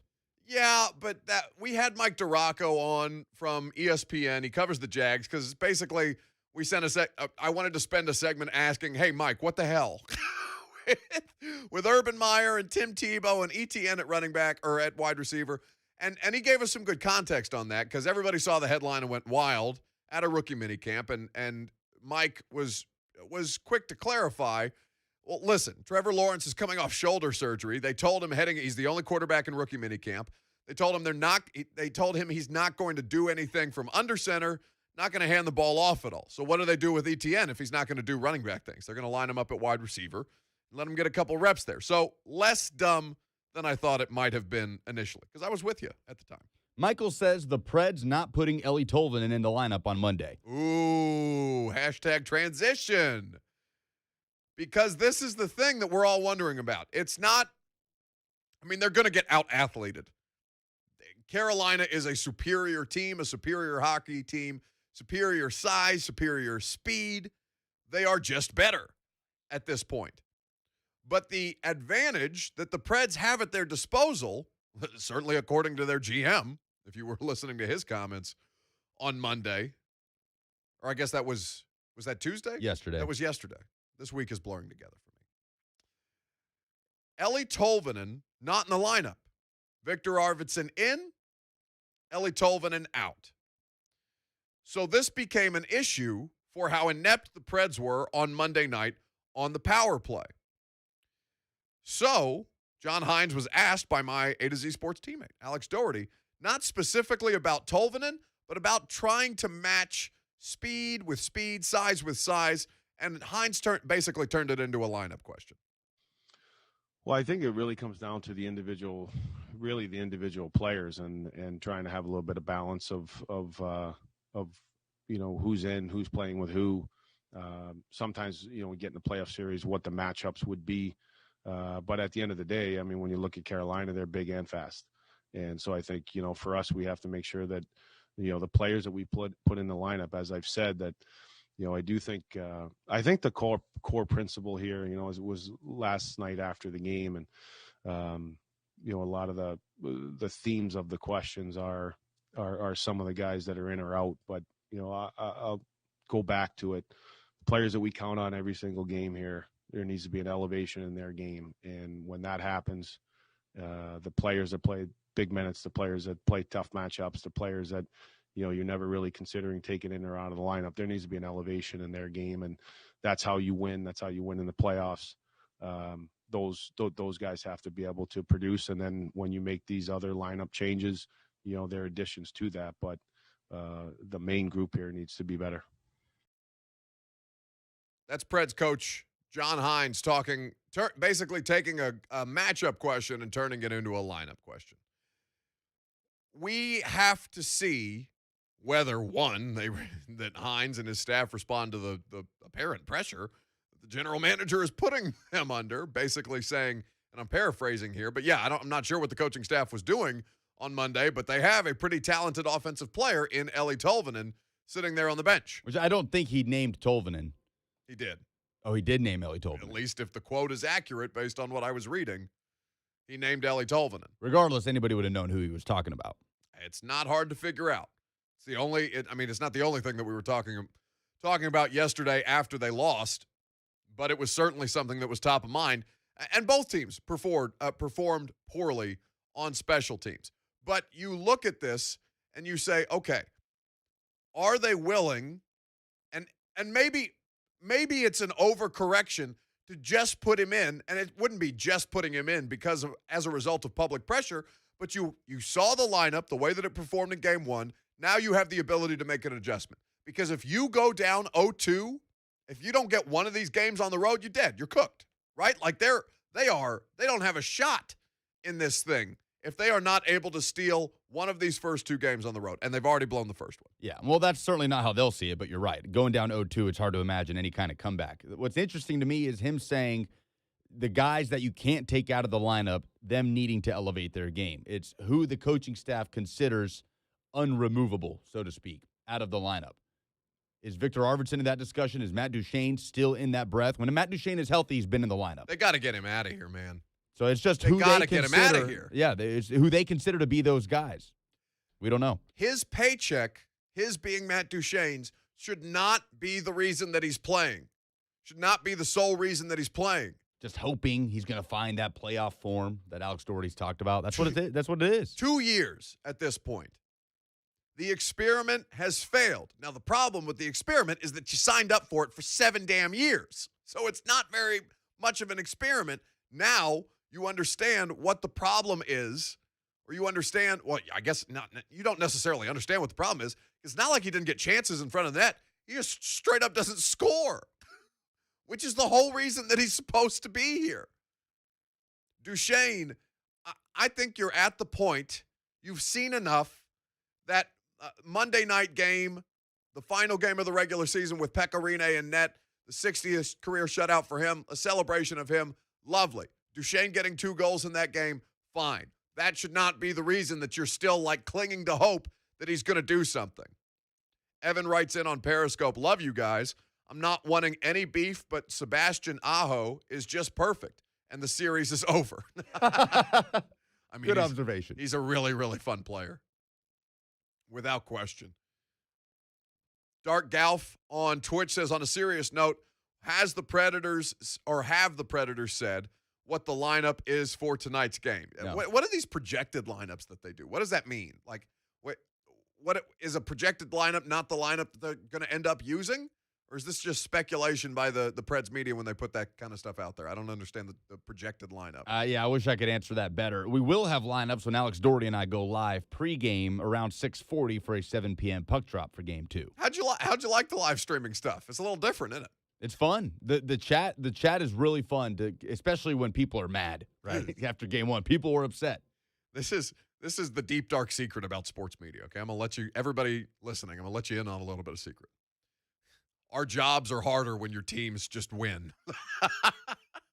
Those poor Alabama media members. Yeah. Listen, that would be the worst.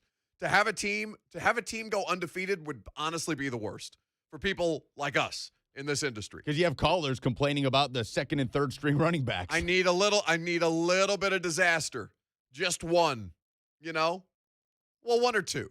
It's a long season, at least if we're talking about the NFL.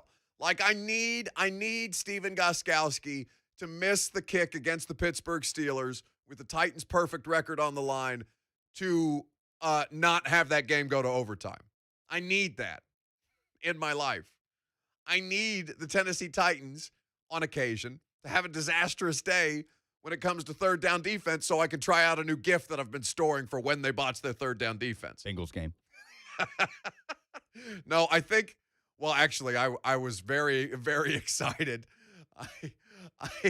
I wish that I had the gift still with me. In fact, I could probably pull it up because I planned it out. They had been so atrocious on defense throughout the course of the year that I was like, all right, I have something that's going to kill as soon as they allow 5 of 5 or 4 of 5 on third downs or whatever it's going to be. You need just a little sprinkle of disaster. For every Georgia State loss by the Tennessee Vols, maybe you get a Georgia. Maybe you get a little feel good, but you need that Georgia State. I can't tell you how fun it was to be on the radio during Tennessee's 2017 coaching search. No.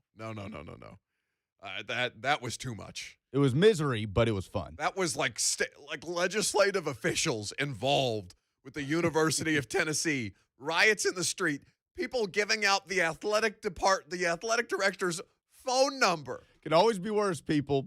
Preds are in the playoffs. It can always be worse. Evan says Buck needs the Buffalo Wild Wings button. What, to set off overtime?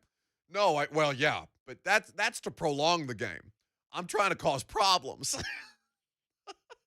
I'm trying to provoke the Florida kid to throw his shoe. You know what I'm saying? That is one thing we have not talked about is the lack of shootouts. The Preds are 5-0 in shootouts this season. No shootouts in the postseason. I mean, they stole 5 games via shootout, and you don't have that option in the playoffs. And that has been that. And I remember Will Bowling, I believe, making that argument. Like they've been eating on these shootouts. It's going to evaporate. Without those wins, you're not in the postseason. Yeah. No, it's a very, very valid point. We will see how the Nashville Predators perform. You feel good about it tonight? No, based on Monday, I don't think they win tonight. Carolina's ready. Carolina came out. I mean, I did not. They looked so pissed after Forsberg scored. They were pissed. And not even after Forsberg scored, just after losing. I'm sure they had a very bad taste in their mouth losing 5-0 in the regular season finale. Despite resting starters, losing back-to-back games to the Preds, they're going to be ready tonight. That place will probably be rocking again. Especially because it turned into a victory lap for the Nashville Predators in a game it didn't matter. I think the Preds will steal 1 or 2 games, but not tonight. Not tonight. Okay.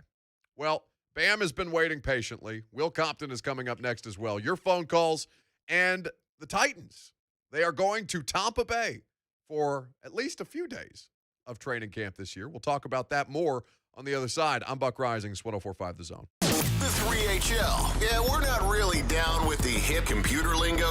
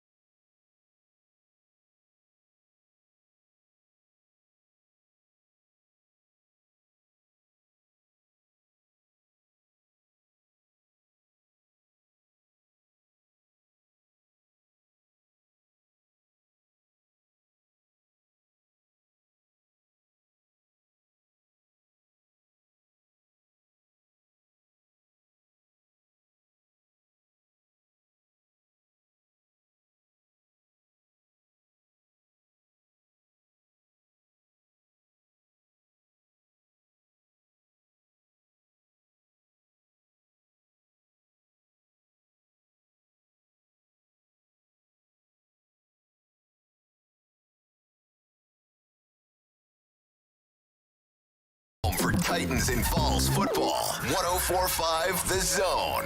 WGFX Gallatin, Nashville. A Cumulus station. Trending now at 104.5 The Zone. It is 12:03. Good afternoon. I'm Lucas Panzica. Game 2 of the Preds' first-round series against the Carolina Hurricanes is tonight as Nashville tries to even up the series at 1 apiece. Preds dropped Game 1 5-2 against the Canes on Monday. Puck drops tonight at 7 p.m. John Hines saying to the media just moments ago there will be some, quote, performance-based changes to the Preds lineup. College baseball, Tennessee became the first team to hit 40 wins this season, beating Belmont 11-2 at home last night. Vols will wrap up the regular season with a weekend series at South Carolina. Vandy handled Florida International 20-4. They will host Kentucky this weekend. And news from Kendall Rogers of D1 Baseball. The NCAA is reportedly expected to announce today the baseball and softball championships will allow 100% capacity if local and state guidelines allow it. The Braves dropped their third straight game last night, 4-3 against the Mets as New York scored the winning run at the top of the ninth. Braves are 4 games below 500. And the Memphis Grizzlies playing the San Antonio Spurs tonight. It is a win or go home game in the play-in tournament in Memphis. Tip-off at 6:30. For all your foundation repair and waterproofing needs, visit USSTN.com. Breaking news at once in your home for the Titans and Vols. This is 104.5 The Zone. He's been the best Titans reporter in town, so of course we had to get ourselves some of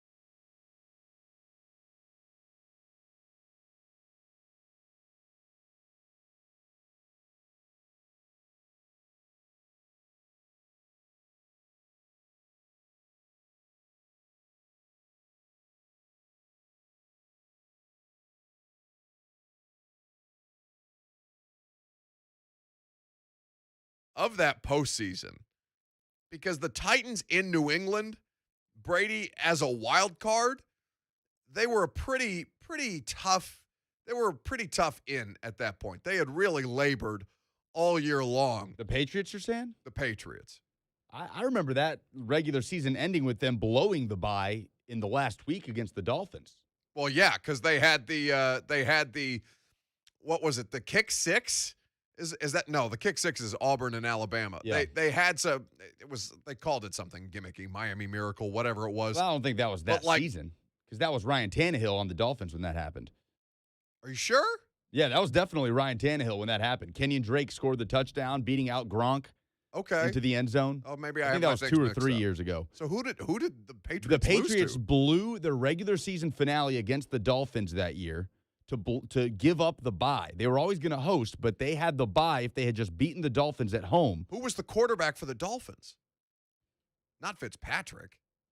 That I do not know. I can't remember. Anyway, the game is on TV. I'm watching Kamala Correa chase Lamar Jackson around right now. It's really, really well. I mean, I remember I was sitting in the press box in Baltimore, and my jaw was on the floor when Khalif Raymond caught that 70-yard bomb, especially because that matched Tannehill. It was Fitzpatrick. Fitzpatrick was 28 of 41, 320 yards and a touchdown in that game. Of course he was. 27-24 on December 29th, 2019. It's one of the most ridiculous stats in all of football that Brian Fitzpatrick has played for like 1,100 teams at this point and never made the postseason. I had the Sirius XM Patriots local play-by-play broadcast in my car during that game, and I remember the meltdown that was happening on their radio network. It was hilarious. No, you weren't talking about a meltdown. That was what was happening in Baltimore in front of the press box. Because these fans, I mean, Ravens fans are insane. They were fighting like amongst each other. This was not like fighting Titans fans who had traveled to Baltimore for this game. They were feuding. Hello, Jonathan Schaefer, coming in here to lift some coffee from the Zone studio. Very good coffee, though. No, Lucas, you can't have any. Look at him just peering in here. Free? What? But pure angst, pure anxiety, pure chaos in the press box in Baltimore, because it's set up like the one here in Nashville at Nissan Stadium, which is great. It's suite level. It's right above the lower bowl. So you're right. You have he's waving hello to the fine folks on 104.5 The Zone TV. Hopefully he doesn't throw a shoe at me this time. Stay away. Oh, no. He just took out I don't even think that made it on camera. Look what you did. It didn't. He just took out one of the set lights. Oh, just the ceiling. The light is fine. The ceiling, however. Get out of here. It's not like we have any record of this to incriminate you later via video or audio. Jonathan Schaefer, everybody. J. Martin Ramon, 6 to 10. God. But that pass, that 70-plus yard bomb, I think it was like 76 yards, it exceeded Tannehill's passing total in the game the week before. He had 71 yards against New England. And he didn't do much outside of that in Baltimore either. Oh, he had the Jonnu touchdown. He didn't have to do much. No, he did not. Again, Derrick Henry. That was when it had started the year or that season before they made the postseason. He was obviously a big portion of their success, but my God, that was one of the most fun sporting experiences that I've had to be able to cover a game like that. Like the upset alone was spectacular. 615-737-1045. Will Compton joining us next. We go to Bam, who has been waiting patiently. It's timely that this came on television because I'm watching Tannehill right now. What's up, Bam? Yo, what's going on, my man? Not much. How you doing? Hey, man, I'm not glad I raised your blood pressure yesterday, but I'm glad I could bring it to your attention about the whole Derrick Henry. That was beautiful, the way you dissected him. Yeah, you got me yesterday. No, but seriously, you really need to start a celebrity playlist, man. You really, really do. I think you guys should do that. And I think you would have a lot of fun dissecting the songs and the artists and stuff, give some history behind it. Make it fun, man. You know what I'm saying? 100%. The Spotify playlist coming to your app very soon. What you got for me on Tannehill? Man, what I got for you on Tannehill is I 100% agree as far as the disrespect he's got. But I think this year's going to be a tell-all year for Tannehill. And what I mean by that is what can he do with the Josh Reynolds? What can he do with the Dez Fitzpatrick? You know what I'm saying? We know Henry's going to be a target. So do you think that this year is going to be a more important year for us to see what kind of a quarterback he is without Corey Davis or Jonnu Smith? Or, I mean, does John Robinson surprise us and pull out, something with Julio Jones or another wide receiver, something like that? I just kind of want your feedback on that. Hey, I appreciate the call, Bam. 615-737-1045. Kevin Byard just picked off Lamar Jackson for a number 31 for a 31-yard interception return. That was on the first drive, right? It was on their first drive. They were driving. Yeah, and Vrabel is now breaking up the things on the sideline. Yeah, so to Bam's point, I mean, this is when you see how much your money is buying you with Ryan Tannehill, right? You made a major investment in two players. I mean, you have investments all across this football team, whether it's, Taylor Lewan at left tackle, whether that's Kevin Byard at safety. Derrick Henry, Ryan Tannehill, very highly paid players at this point. Now, they're not the highest paid players in the league at their position, but they are the highest. They are among the highest paid players on this roster. So now you have to find out just how far you can maximize that spend. Tannehill's going to have to do a lot with some different parts this year. Now, Riley Duckett is in the comments on YouTube, out here trying to start a fight.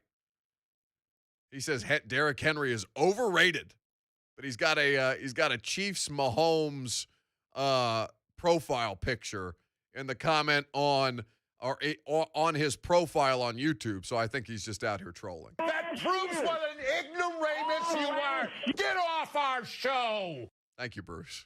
We appreciate your efficiency, your diligence in overseeing the content of this radio show.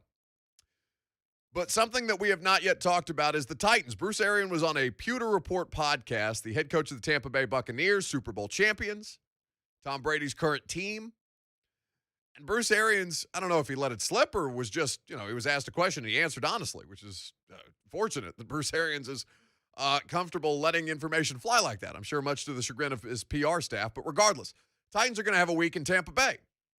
They were supposed to have a week in Tampa Bay last training camp, but that fell through with everything that happened with the global pandemic. I heard a bit of Kelvin Beachum this morning, one of Ramon Foster's teammates in Pittsburgh. He was on J. Martin Ramon this morning, and they were talking about Ramon and Kelvin Beachum, how much players hate joint training camp practices.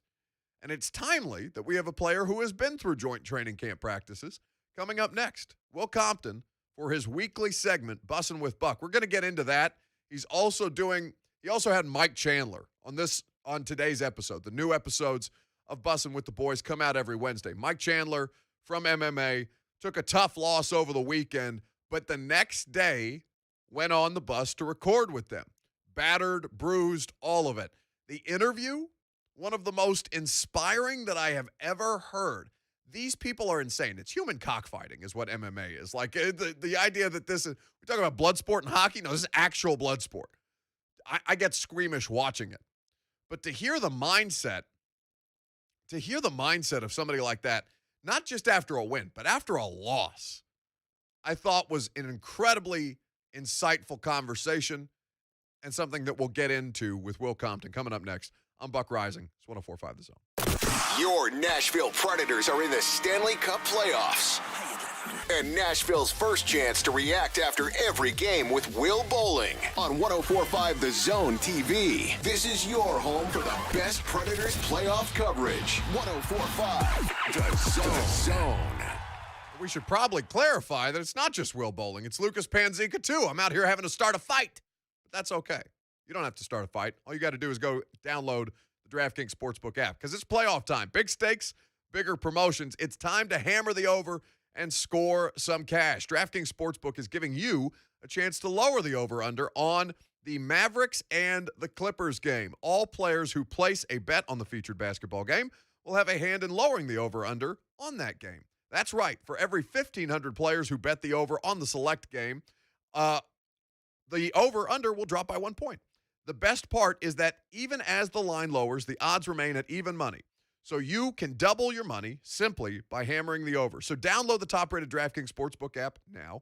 Use the promo code WGFX when you sign up to hammer the over. For every 1,500 people that bet the over in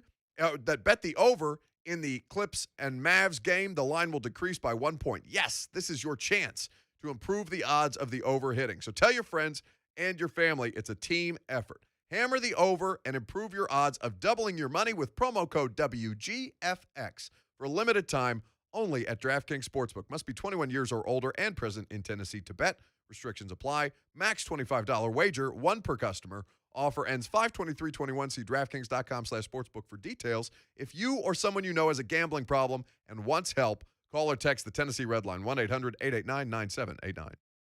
Due to a shortage of new and used vehicles, prices are much higher than they were just a year ago. Some may even tell you now is not the time to buy a vehicle. But at Music City Autoplex, they have actively increased their inventory and selection. They believe that if you're going to buy a vehicle now, you should still be able to get what you want at some of the lowest prices in the market. Biggest inventory, best selection, best prices. When you compare, it's obvious why Music City Autoplex is the uncommon dealership. Go to MusicCityAutoplex.com or visit in person, 2430 Gallatin Pike North. Hello, Nashville. Tim Pearson here, founder of Chattanooga Whiskey. After years of developing our own rich malt-forward style of bourbon we call Tennessee High Malt, we bring you Chattanooga Whiskey 111. The bold, unfiltered, 111 proof bourbon we fell in love with, straight from the cask into your favorite sipping glass. With notes of chocolate-covered cherries, toasted coconut, and butterscotch, we hope you'll love it as much as we do. Ask about us at your favorite local retailer or bar. Drink Chattanooga Whiskey 111. Enjoy responsibly. Fleet Cards USA. Fleet Cards USA. Barb speaking. Hiya, Bob. Got a good-sized plumbing outfit here in Milwaukee. 12 vans. Problem is, all the driver receipts, expense sheets. You're drowning in paperwork. Exactly. Get Fuel Cards. They're the easy way to track.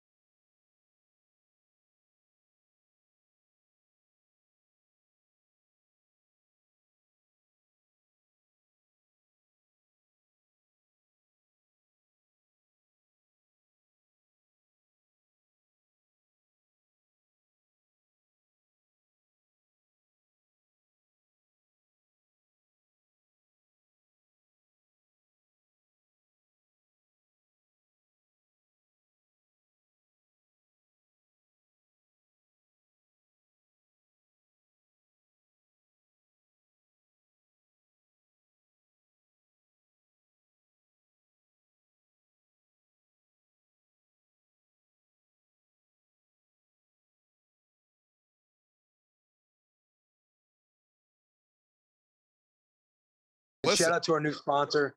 Who's our sponsor? That is very, very important for you to mention because now I have to go find that. So why don't you tell? Yeah, that's right. It's All American Pest Control. Plans starting at $39 a month. Visit yuckbugs.com. They present Will Compton each and every week. Thank you for reminding me that because that's going to be a regular thing around here. All American Pest Control. We appreciate them bringing us the boy each and every week. No, it doesn't bother me. Listen, this works one of two ways. Either you show up on time and we conduct a timely and professional interview, which is not necessarily my preference, or you show up late, but not so late as to completely derail the radio show, just late enough to piss me off and get me a little extra fired up because I need that oomph. This is the third hour of the radio show. I need something just to kick me back into gear. And every time, even if it's like 2 or 3 minutes, that's just enough juice I need to piss me off for greatness. I think listening to you, it seems like you've strategized and put me in this back half, this back part, this third hour part to give you that juice to finish off the rest of it. Because not just us, not only have you seen the vision, Buck, but All American Pest Control has also seen the vision and the potential of this segment. Let's go. Let's go. That's right. Indeed. Yeah, I do it for the people. The people want Will Compton. The people are getting into their cars around noon to drive around for lunch from work. But Jeremiah McNeese has written in on Facebook Live. A couple of weeks ago, I heard Will Compton crying about how Rich Eisen will not come on the bus because it doesn't run. I came out to work. Oh, whoa. Maybe this is not something that I should give away because apparently this is somebody who came out to work on the bus to get the bus running for free. Is this something that you're aware of? Or am I informing you? Did you guys try and get the bus up and running, or is this No, there's no look. Anybody who wants to get the bus running for free, I would love to see that cash being checked, because anytime we've taken it to look in, there's no free about getting that bus running. Well, he says, I came out to work on the bus, Buck, and I came out to get the bus running for free. These dudes did not even bring the keys so I could check it over. I could get the bus running and even drive it to Rich Eisen for them so these dudes could have him on the pod. They are not allowed to cry about Rich Eisen not coming on. It's their own fault. What the hell is this? I don't know. So Rich Eisen, you know how he shouts us out. He loves to talk about the bus, but he also loves to chirp the bus saying, I'm not going to get on it because it doesn't run. And I guess that sketches him out and makes him nervous. The whole crying, we're crying about it. Yeah. That's just your usual casual Wednesday afternoon chirp. That's just going to roll right off the shoulder because we're bulletproof up here. That's right. Wolf mentality. Yeah, it's a wolf mentality. I appreciate the jab. It's all good fun. But yeah, I don't think there's getting the bus running anytime soon. So Mike Chandler was on the bus, and I really found it interesting. Mike Chandler, MMA fighter, lost over the weekend, and then the next day, I believe, came on the podcast with you. Was this something, and it's available out now wherever you get your podcast, subscribe, rate, review, Bussin' with the Boys. Was this something that you guys had previously discussed to have him on the day after, or was this something that you said, hey, this would be good to have him on, win or lose, and he still showed up after a loss? Because I thought that, and then the conversation that you guys ended up having was really, really interesting to me. Yeah, so he had said, he's always been like, I'm going to get the belt on the bus. And we were messaging. I forget what we were messaging about. He was like, hey, when I win this fight, I want to bring the belt on the bus on the following week. Yeah. I'm like, we go on Mondays. Of course, you'll be able to come on the bus. Then obviously the fight transpired. And I remember, obviously, you're like, there's not a whole lot to say. It's just like, feel for you, brother. Yeah. And then the next day I shoot him a text thinking about you, get healthy, rest up, enjoy the family time. And wasn't going to mention nothing about the bus. And he goes, can I still come on the bus tomorrow at 1 p.m.? And I was like, I wasn't going to press you. And he goes, at the end of the day, we're all wolves. And he goes, he says, lick your wounds, admit your flaws. And he said something else. And I'm just like, hey man, you can absolutely come on. And him showing up on the bus and talking and talking about everything that he did, his perspective on adversity, trial and tribulation, just who you are. You reveal who you are in times of failure, in times of, missteps, falling short, all that stuff. And his perspective is very enlightening and a lot of good wisdom on that pod, man. And it's pretty remarkable that he showed up to do it and was vulnerable enough to talk about all those things. Yeah, I had never considered the angle of talking to somebody because I was talking about this before you came on. Like, what they do for a living is insane to me. Now, what you do for a living outside of podcasting is insane to me. But this is human cockfighting that they are participating in. It is as physical and, I mean, death-defying is probably not the word because there are obviously protections in place, but it's damn close. And to be able to just to talk through somebody who has to get themselves in the headspace, because Mike Chandler, from everything that I don't know him, I've only seen him on Instagram and in his interactions with you guys, he seems to be, for the most part, a well-adjusted human being. But then to see him on the night of a fight or at these weigh-ins in a totally different world, having to mentally prepare yourself, I'm going to have to go into this ring and fight a man for money, is not something that I could ever wrap my head around. To talk to somebody like that after a win, of course, it's going to be incredible. The testosterone, the competitive juices, all of it is flowing. But in a loss, the conversation that you guys ended up having, it was so much more reflective than I expected him to be. And just to kind of watch it, and I know the YouTube video will come out later tonight, but I've seen the clips, to watch him with just, I mean, I don't know if his nose is broken or not, but his nose looks broken. He's banged up. He's got bruises and cuts all over his face. What I guess was the direction? Like, what did you go into that interview thinking that you were going to try and direct him towards? Because this is something that you have to think about now that you're one of these media vultures like me. Yeah, well, the good thing is I've known Mike for a while, so it's not like he was just coming on the bus and I didn't know how I would be able to speak to him. I thought the good thing is knowing he responded like that, which I figured he would anyway, because you've got to know, like, if you follow this man, like you can see what he's about. But knowing he was going to come on and talk about that stuff, I knew we were going to have some very insightful conversations, because ultimately, like, at the end of the day, he's been in the fight game for 13 years. He was a 3-time champion in Bellator. So he's lost. That means he's lost the belt and had to get it back. So it's not like he hasn't been in these situations. And in my perspective, it was like, okay, this is essentially this is what everyone goes through. It just seems so polarizing because it's the UFC. He's the main event. He got to fast track his way to that title fight. Was building this, he's done nothing but shoot to the moon. And, seeing him fall short, it's like, ultimately that's what everyone does to get to that level. Everyone getting to where they're at in life. There's no smooth sailing. If you're sitting in a chair right now in some space that you want to be in, maybe not want to be in, no one gets where they are without failing. And this was such a good time to talk to him about it, because I knew he was going to deliver a lot of wisdom and speak on that, because at the end of the day, he's been there before. So he's able to give that perspective of, a man reveals himself in times of adversity.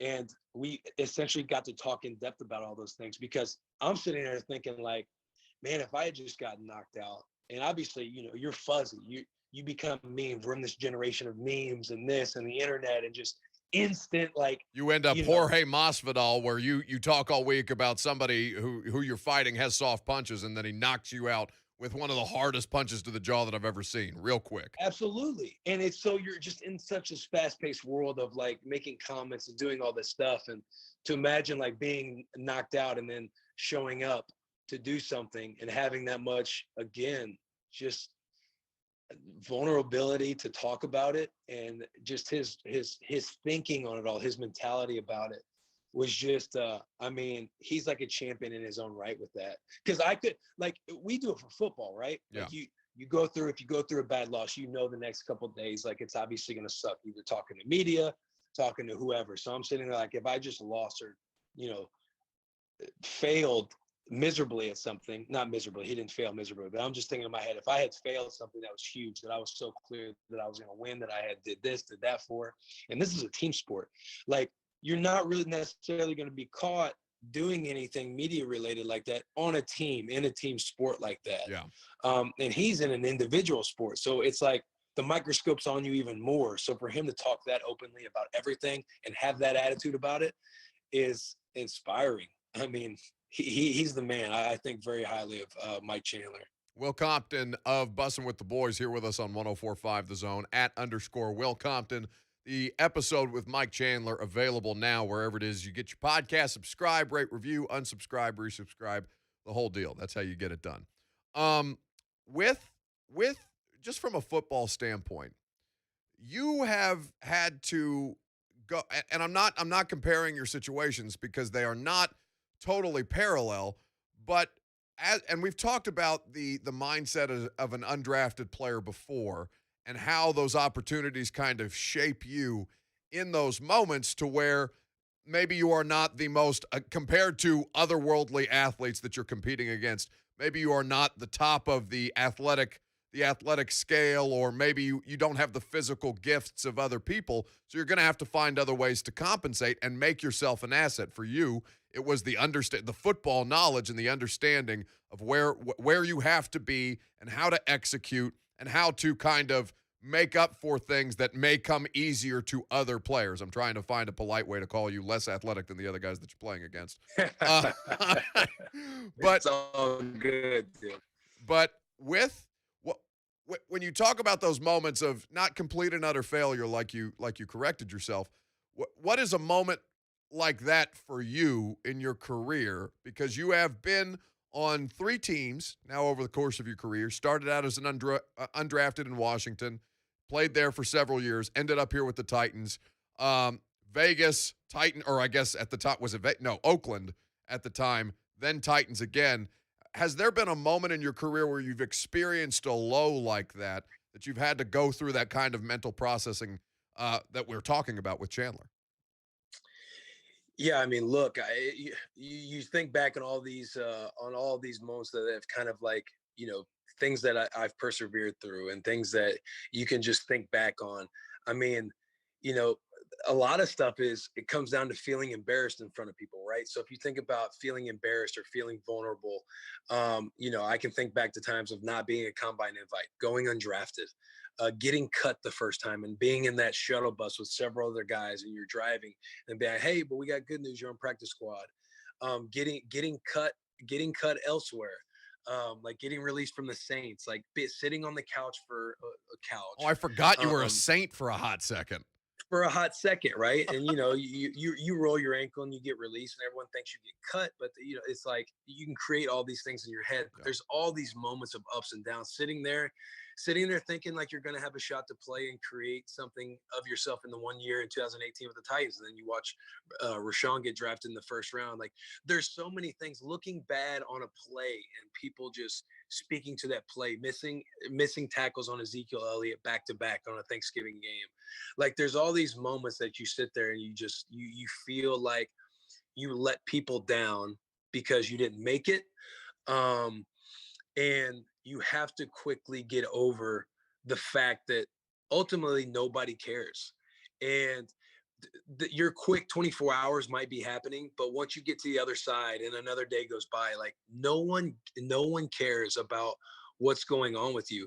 So it's like the idea of like, listen, I can feel sorry for myself that I didn't get, I can think back to the not getting invited to the combine and stuff like that, like feeling sorry for yourself in all these different moments, but knowing like the sun is going to rise tomorrow morning, the world is going to move, people are still going to go on their daily routes of everything, everyone's still going to do their thing.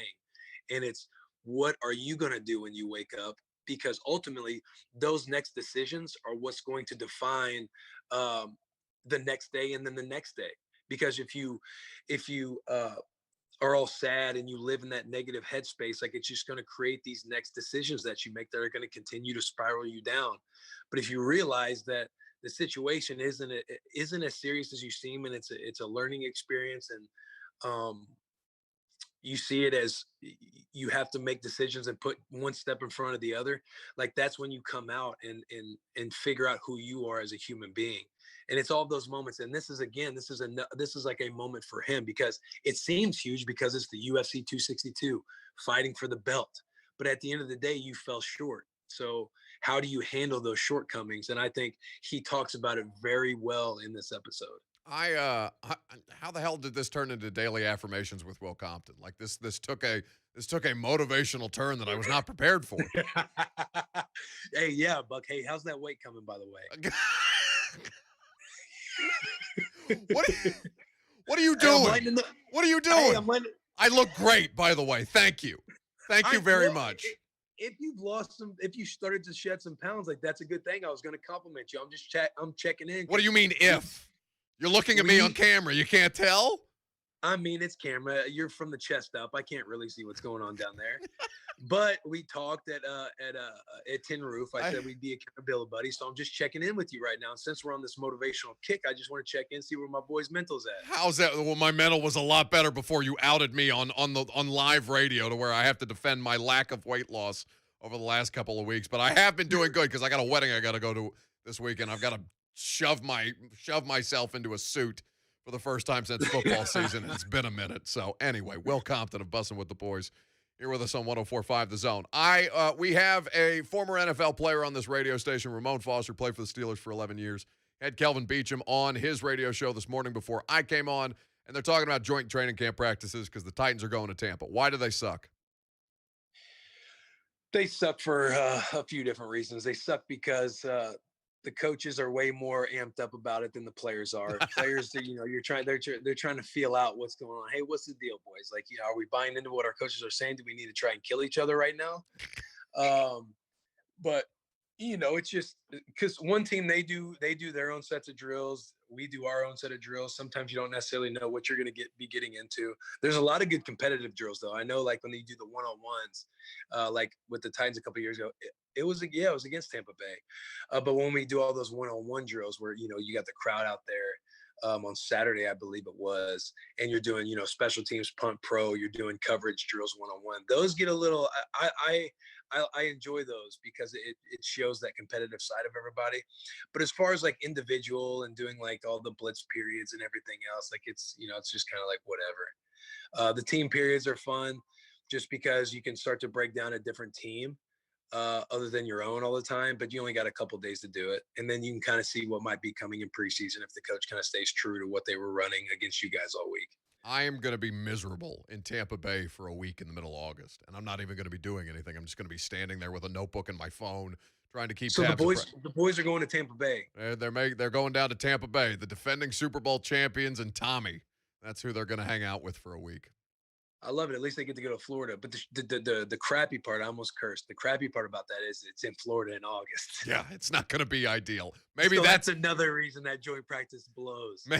Maybe that's how I'll lose all my weight. I'll just go to Tampa for a week in August and sweat it all out. Will Compton. There you go. The podcast is Bussin' with the Boys. Mike Chandler is the guest. The new episode available now, wherever it is you get your podcast, the YouTube version on their YouTube channel. Subscribe right now so you can get it when it debuts at 6 p.m. Central Time tonight. Thank you, Will. Buck, thank you very much for having me. You could also just sit in a sauna instead of just waiting until August.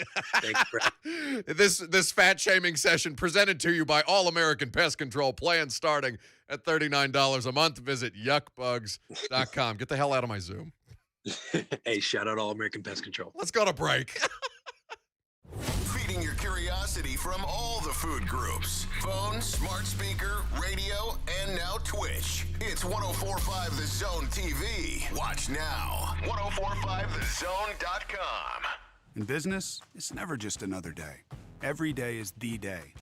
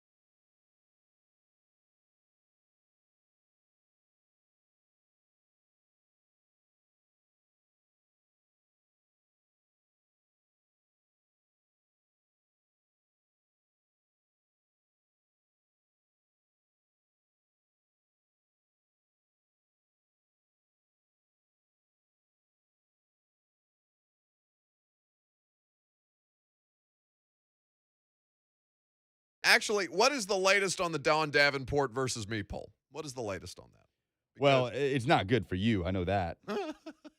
It's rarely good for me at this point.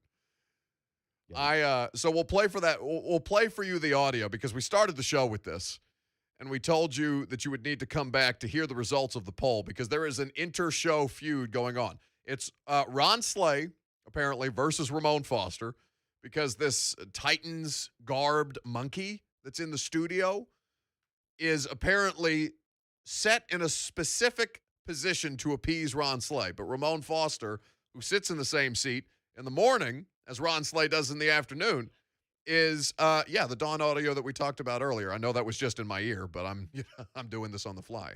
I got to talk to you out loud. Anyway, Ron Slay has the monkey. Ramon Foster does not, or messes with Ron Slay's monkey. Now, that could be taken in a variety of different ways. Don't do that on a work computer. But I would say to you that Ron versus Ramon is not the headliner. That's the opening card for me versus Dawn Davenport because she tried to take me out yesterday on 3HL. Say she's queen of at 104.5 The Zone. Dude, he needs to be kept in line. Some of his takes, I'm like, really? Really? But he thinks that about some of your takes, though, too. That's why it's it's a symbiotic relationship. He's wrong. Did you see his tweet? All right, let's get in on the Preds, right? I tweet a lot, Dawn. We're attacking other shows right now, in case anybody was wondering. No, we're not attacking. I was attacking one of the hosts of the other show. I do. I was. Get your hands off my monkey. Yeah, Let me go ahead and say that I do love Buck, and I respect the fact that he is comfortable and confident enough to come with dumb opinions. I absolutely respect the heck out of that. And he does them intelligently to where you almost think they're not dumb, but then you really dive into them and you're like, nope, that's dumb. So. I think, go ahead. Sorry. I don't want to derail you, but I've got a great idea. I do love Buck. And I do love messing with Buck. Anyway, so last night he was kind of trolling the Preds. And I was bothered by it. Like, he doesn't like the Preds Twitter feed. Okay, everybody came at me yesterday saying, "Oh, you hate the Preds," just because I kept it real and said, "Hey, Carolina's a better team." It's Here we looking go. like Carolina and 5 right now. Exactly. So Buck tweeted last night, "Can I get a vibe check? #Preds." I mean, that's just a, you know what move. Yeah. What, I could insert a lot of words into that. Well, pick one. The word you're looking for, Dawn, is D-bag. Whoosh. Something that rhymes with whoosh? Correct. Something that rhymes with stick? What do I usually send you in a text? The letter D with the bag emoji. Yeah, she does. 3HL, 3 to 6 on 104.5 The Zone. We're fighting, Dawn. We're going to smoke you out. You can't hide behind your sick baby forever. I'm coming after you. Ducking us today. Lucas, we have a new voice to introduce the polls. Why don't we do that? I'm going to make you an offer you can't refuse. Because the polls have closed and the votes have been tallied, it's time for a poll update. And he's a good boy. Buck Reising show producer and correspondent, Lucas Panzica. Go ahead, good boy. Thank you, Root. Who would win in a fight? Buck or Dawn Davenport? Over 400 votes. 88% Dawn Davenport. God damn it. I mean, what am I going to do? the worst thing that I'm physically capable of doing to Dawn Davenport. What are you going to do? What am I going to do? I got my red sauce in front of me. Homemade by Lucas Panzica because he's a good boy. What am I going to do to Dawn Davenport? I'm going to give her a bear hug. That's about all I can do. What is your favorite Labor Day college football matchup? Alabama versus Miami, UGA versus Clemson, Notre Dame versus FSU, or Ole Miss against Louisville? UGA and Clemson take the cake, 71%. Only 18% Alabama. Notre Dame, FSU, lower than Louisville, Ole Miss, 4% to 7%. I completely forgot we had that up today. We didn't even remotely get close to that. Damn. It was a packed show. Was it? I was just kind of all over the place today. I mean, the dumbest thing in sports took up about an hour. We talked Preds. We talked Derrick Henry. It was a packed show. Yeah. Okay. Yeah. Clemson, Georgia. Yeah. And shout out to the networks for not putting an Alabama blowout on primetime for the millionth time. Oh, Miami's going to get stomped. Oh, it's going to be disgusting. I hate that for Derrick King, too, because he's so much fun. I want him to succeed. Will the Preds win tonight? 52% say yes, 48% say no. Yeah, they're not going to win. I am going to watch, now they're going to come out and they're going to shut out Carolina in Carolina. But they looked like a JV team on Monday night. After the first, and I know it was 2-2 heading into the third, but things were starting to fray very early on into that second period. This is not a team that can keep pace with Carolina. I think those are simply the facts. Like, is anybody disputing that at this point? No, they cannot skate with Carolina. They cannot score with Carolina. They need outstanding, above and beyond goaltending like they got for 2 months from UC Saros, and they need some things to go their way. And also they need Matt Duchene the hell out of the lineup. And they need to hit the crap out of them. What else? How many running backs in the NFL are better than Derrick Henry? 0, 1, 2, or 3 or more. 82% of over 1,000 votes. People are fired up about this.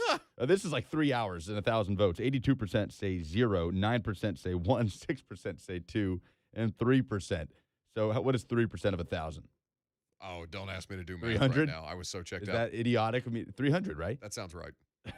3% say 3 or more. I believe that's correct. Is that the poll? Those are the polls? Those are the polls. All right. Well, yeah, people, anytime you do Derrick Henry slander or something that is perceived as Derrick Henry slander, people are going to take it the wrong way. But apparently there's already 3% of 1,000 is 30, by the way. Oh, Joe Jesus. Hung to the rescue. Literally three. Lucas, myself, and Will Bowling, who was sitting in the studio, looked around at each other and said, yeah, that's checks right. out. Idiots. All of us. I believe 30%. Why am I still talking? Get me the hell out of here. Blind and Mickey's coming up next.